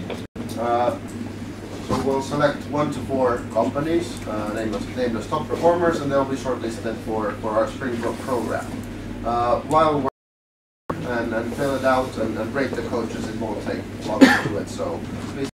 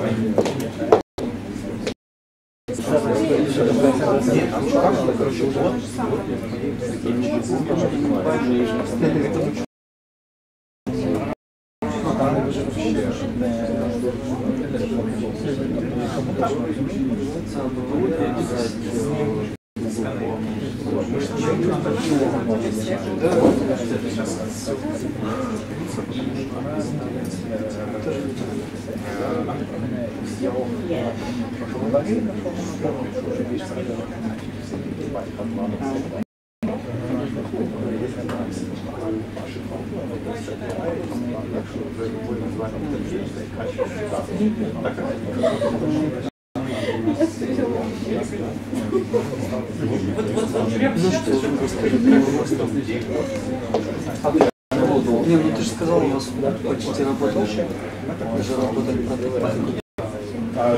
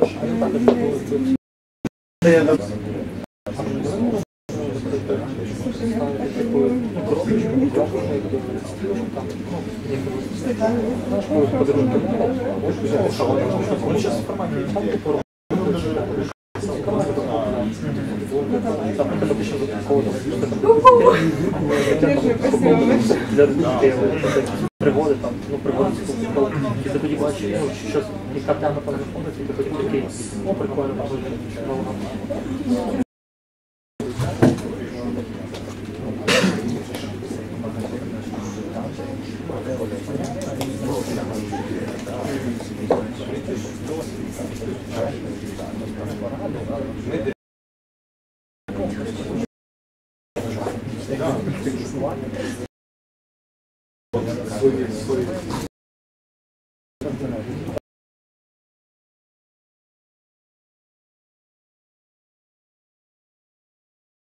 Хорошее понятие того, что вот, да, это письмо, кстати, это попало мне в спам почему-то, и пришлось все готовиться за день, готовить весь pitch-deck, все это нужно было за день готовить, поэтому,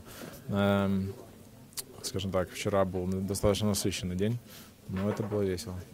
Окей, спасибо, я тебя поздравляю, ты в прямом эфире, спасибо. Фамилия, так спросил, никого, кстати, да, нам очень важно. Звук. Ты выключился.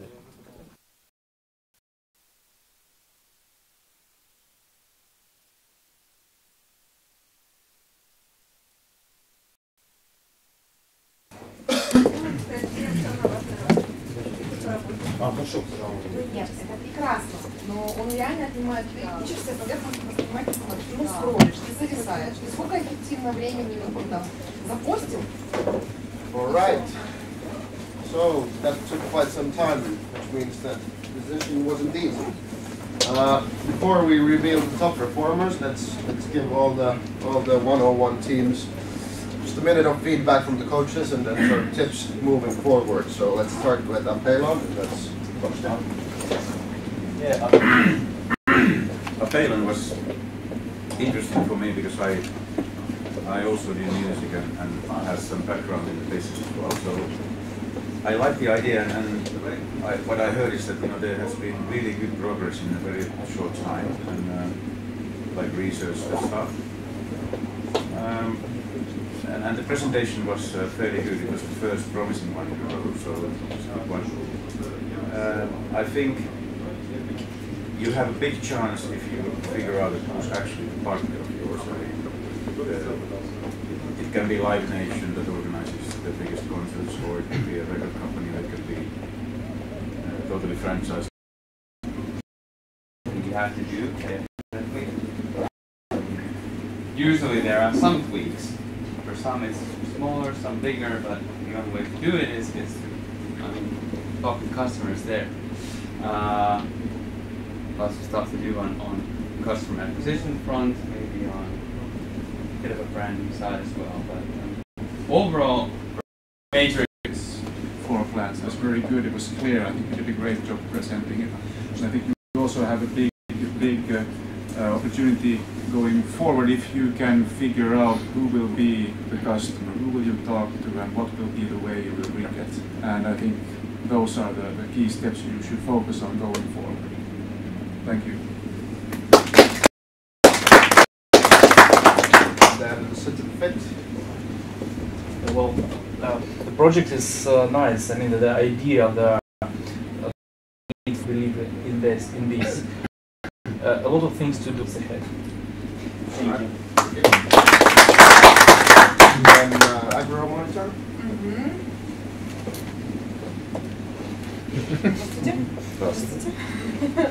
So first, main, not least, never come without presentation. Sorry. Such kind of events. Of course, a lot of people here know about AgroMonitor. In Ukraine, but not in Philo. Yes, that's like a little bit it looks like not respectful. Sorry.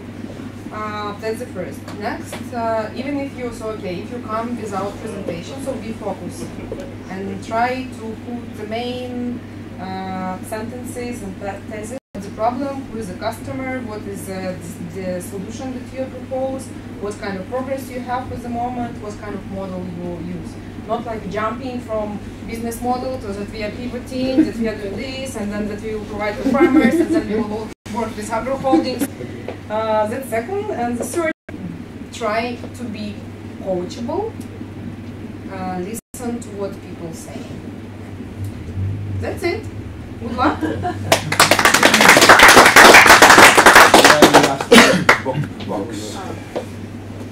Okay, good. So, you show like very good dedication to your project, which is quite outstanding for the many projects that I see in the market, like from day to day. And like you're very devoted to what you're doing. And why? It's a very good financial model. But the good question is the scalability and how this model can go online. So these are the issues that you need to think about. So like, are you ready to go for international markets and how your algorithms are ready or not? These are the main issues. But overall, like presentation skills, like how the product is well formed so that it has like traction, it has like some demo, and you're well prepared, that's a very good thing. Thank you. And box, congratulations. For the rest, thank you so much for joining. Our open application is still open. So if you fill out an open application and then you show good progress and learnings from today and so on, there's, from my behalf and from Startup Sauna's behalf, thank you so much for having us there. It's been a great day and great companies, and especially a nice venue here. So take a photo. We turn off the beamer so it Blind your eyes. Yes. No towels? We've been traveling for a week, so I can't bring tens of towels for There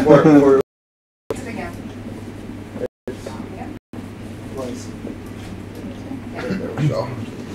Okay, so let's take a photo. Go.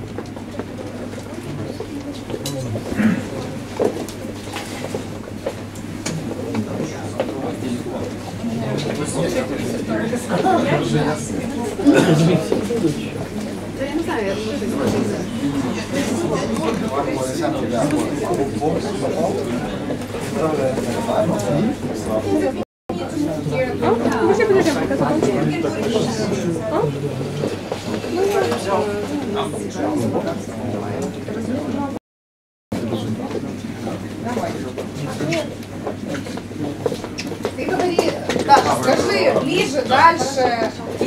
Птичка, присели. Можно. We have one more coach here, so wait a second. Thanks.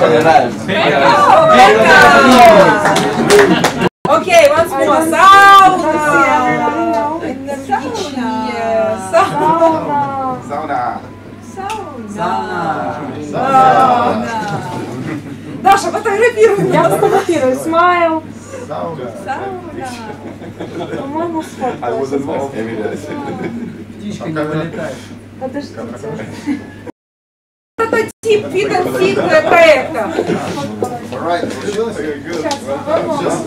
Андрей. Это А можно будет еще на это? Давайте на все. Давайте, а вы спросите потом сразу? Еще раз. One more time. Сауна. Сауна, guys. Smile. Be involved.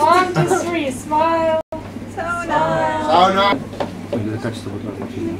И раз, два, три, улыбайтесь. Нет, надо повеселиться. Много сауны. Давайте сиськи, да. И раз, два, три. Все такие скромные.